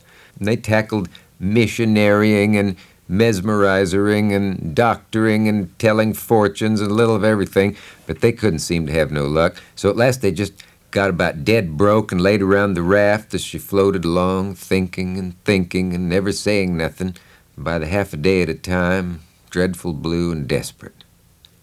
And at last they took a change and begun to lay their heads together in the wigwam and talk low and confidential 2 or 3 hours at a time. Jim and me got uneasy. We didn't like the look of it. We judged they were studying up some kind of worse deviltry than ever. Well, early one morning, we hid the raft in a good safe place about 2 miles below a little bit of a shabby village named Pikesville, and the king, he went ashore and told us all to stay hid whilst he went up to town and smelt around. And he said if he weren't back by midday, the Duke and me would know it was all right and we was to come along. When midday come and no king, me and the Duke went up to the village and hunted around there for the king, and by we found him in the back room of a little low doggery very tight. And the Duke, he begun to abuse him for an old fool, and the king begun to sass back, and the minute they was fairly at it, I let out and made up my mind that it'd be a long day before they ever see me and Jim again. I got down there all out of breath, but loaded up with joy, and I sung out, "Set her loose, Jim! We're all right now!" But there weren't no answer. Jim was gone. I sat down and cried. I couldn't help it. But I couldn't sit still long. Pretty soon I went out on the road trying to think what I better do, and I run across a boy walking. I asked him if he'd seen a strange nigger dressed so-and-so, and he says, "Yes." "Whereabouts?" says I. "Down to Silas Phelps' place, 2 miles below here. He's a runaway nigger, and they got him. Was you looking for him?"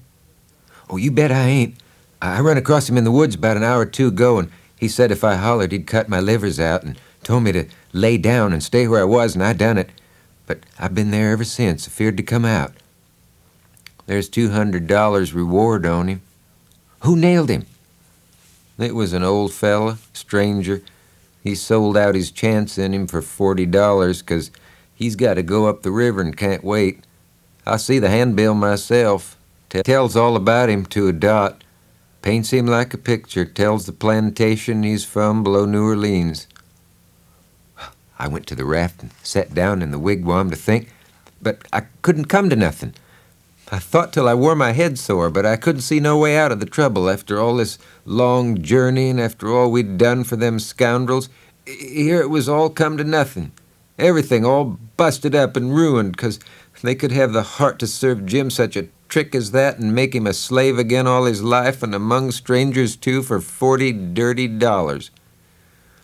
I'd go to work and steal Jim out of slavery again. I set to thinking over how to get at it, and turned over considerable many ways in my mind, and at last fixed up a plan that suited me. I slept the night through, got up before it was light, had my breakfast and put on my store clothes. I stowed the raft.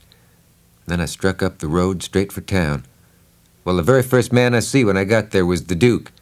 He was sticking up a handbill for the Royal Nonesuch. He looked astonished and says, "Hello, where'd you come from?" And then he says, kind of glad and eager, "Where's the raft? Got her in a good place?" I says, "Why, that's just what I was going to ask your grace." Then he didn't look so joyful, and he says, "What was your idea for asking me?" "Well," I says, "when I see the king in that doggery yesterday, I says to myself, we can't get him home for hours till he's soberer. So I went a loafing around town to put in the time and wait, The man up and offered me 10 cents to help him pull a skiff over the river and back to fetch a sheep, so I went along. But when he was dragging him to the boat and the man left me a hold of the rope and went behind him to shove him along, he was too strong for me and jerked loose and run, and we after him. We didn't have no dog, and so we had to chase him all over the country till we tired him out. We never got him till dark, and then we fetched him over, and I started down for the raft. When I got there, I see it was gone, and says to myself, they've got into trouble and had to leave. And they took my nigger, which is the only nigger I've got in the world, and now I'm in a strange country. And ain't got no property no more, nor nothing, and no way to make my living. So I sat down and cried. I slept in the woods all night. But what did become of the raft then? And Jim, poor Jim. Blamed if I know. That is what's become of the raft. That old fool had made a trade and got $40. And when we found him in the doggery, the loafers had matched $half with him and got every cent but what he'd spent for whiskey. And when I got him home late last night and found the raft gone, we said, that little rascal has stole our raft and shook us, and run off down the river. I wouldn't shake my nigger, would I? The only nigger I had in the world and the only property? We never thought of that. Do you reckon that nigger would blow on us? We'd skin him if he done that. Well, how can he blow? Ain't he run off? No. That old fool sold him and never divided with me. And the money's gone. Sold him, I says, and begun to cry. Why, he was my nigger and that was my money. Where is he? I want my nigger. He looked kind of bothered and stood there with his bills fluttering on his arm, thinking and wrinkling up his forehead. At last he says, I'll tell you something. We've got to be here 3 days. If you'll promise you won't blow and won't let the nigger blow, I'll tell you where to find him. So I promised, and he says, a farmer by the name of Silas and then he stopped. You see, he started to tell me the truth. But when he stopped that way and begun to study and think again, I reckoned he was changing his mind, and so he was. He wouldn't trust me. He wanted to make sure of having me out of the way the whole 3 days. So pretty soon he says, the man that bought him is named Abram Foster, Abram G. Foster, and he lives 40 mile back here in the country on the road to Lafayette. All right, I says, I can walk it in 3 days. I'll start this very afternoon. No, you won't. You'll start now. And don't you lose any time about it neither, nor do any gabbling by the way. Just keep a tight tongue in your head and move right along, and then you won't get into trouble with us, do you hear? That was the order I wanted, and that was the one I played for. I wanted to be left free to work my plans. So I left and struck for the back country. Then I doubled back through the woods toward Phelps. When I got there, it was all still and Sunday-like and hot and sunshiny. Phelps was one of those little one-horse cotton plantations, and I went right along, not fixing up any particular plan, but just trusting to Providence to put the right words in my mouth when the time come. When I got halfway, first one hound and then another got up and went for me, and of course I stopped and faced them and kept still. Such another powwow as they made. Here comes a woman running from the house, about 45 or 50-year-old, bareheaded, and her spinning stick in her hand, and behind her comes her little children. "It's you at last, ain't it?" I out with a yes'm before I thought. And she grabbed me, hugged me tight. "Children, it's your cousin Tom. Tell him howdy. We been expecting you a couple days and more. What's kept you? Boat get aground?" "Yes'm, she—" "Don't say yes'm, say Aunt Sally. Your Uncle Silas has been up to the town every day to fetch you, and he's gone again not more'n an hour ago. He'll be back any minute now." She looked out the window and said, "Here he comes." When he comes in, the old gentleman stared and says, "Well, who's that?" "Who do you reckon it is?" "I ain't no idea. Who is it?" "It's Tom Sawyer." By jings, I most slumped through the floor. Now, I was feeling pretty comfortable all down one side and pretty uncomfortable all up the other. Being Tom Sawyer was easy and comfortable, and it stayed easy and comfortable till by and by I hear a steamboat coughing along down the river, and then I says to myself, suppose Tom Sawyer come down on that boat. And suppose he steps in here any minute and sings out my name before I can throw him a wink to keep quiet. Well, I couldn't have it that way. I wouldn't do it all. I must go up the road and waylay him. So I told the folks I reckoned I'd go up to the town and fetch down my baggage. And the old gentleman was for going along with me, but I said no, I could drive the horse myself, and I'd rather he wouldn't take no trouble about me. So I started for town in the wagon. When I was halfway, I see a wagon coming, and sure enough, it was Tom Sawyer. And I stopped and waited till he come along. I says, "Hold on," and it stopped alongside. His mouth opened like a trunk and stayed so. "What you want to come back and haunt me for?" I says, "I hain't come back. I hain't been gone. I warn't ever murdered at all. I played it on them." Well, he was that glad to see me again, he didn't know what to do. I told him the kind of fix I was in, and what did he reckon we better do? He said, let him alone a minute and don't disturb him. So he thought and thought, and pretty soon he says, "It's all right. I've got it. Take my trunk in your wagon and let on it's yourn, and you turn back and fool along slow so as to get to the house about the time you ought to, and I'll go towards town a piece and take a fresh start and get there a quarter or half an hour after you." I says, "All right, but wait a minute. There's one more thing that nobody don't know but me. And that is there's a nigger here that I'm a-trying to steal out of slavery, and his name is Jim, old Miss Watson's Jim." He says, "What? What?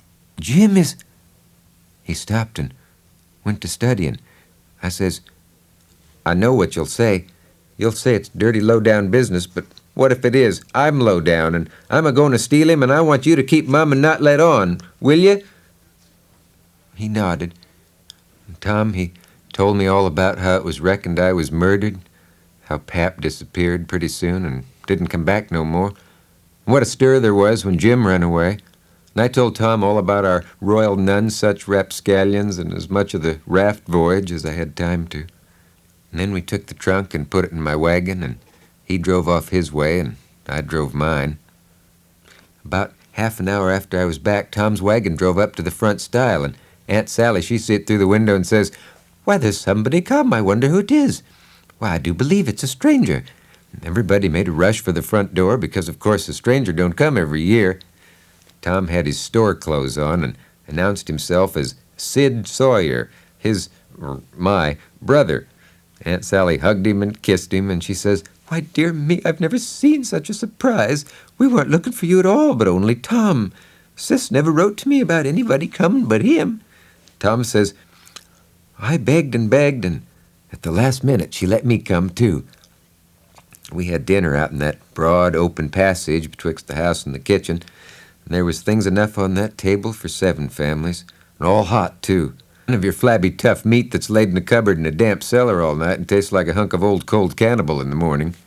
Uncle Silas, he asked a pretty long blessing over it, but it was worth it, and it didn't cool it a bit neither, the way I've seen him kind of interruptions do lots of times. And there was a considerable good deal of talk all the afternoon, and me and Tom was on the lookout all the time, but it weren't no use. They didn't happen to say nothing about any runaway nigger, and we was afraid to try to work up to it. But at supper, at night, one of the little boys says, "Pa, mayn't Tom and Sid and me go to the show?" "Oh," says the old man, "I reckon there ain't going to be any. And you couldn't go if there was, 'cause the runaway nigger told Burton and me all about that scandalous show. And Burton said he would tell the people, so I reckon they've drove the audacious loafers out of town before this time." And then Tom ups and says me and him ain't never seen a runaway nigger before, and could Uncle Silas take us to see him, please? I looked at him hard. That weren't the plan. So, drat him, we went along, but I didn't like it much. When we got in, we couldn't hardly see anything. It was so dark, but Jim was there in chains, sure enough, and could see us. And he sings out, "Why, Huck, in good land, ain't that Mr. Tom?"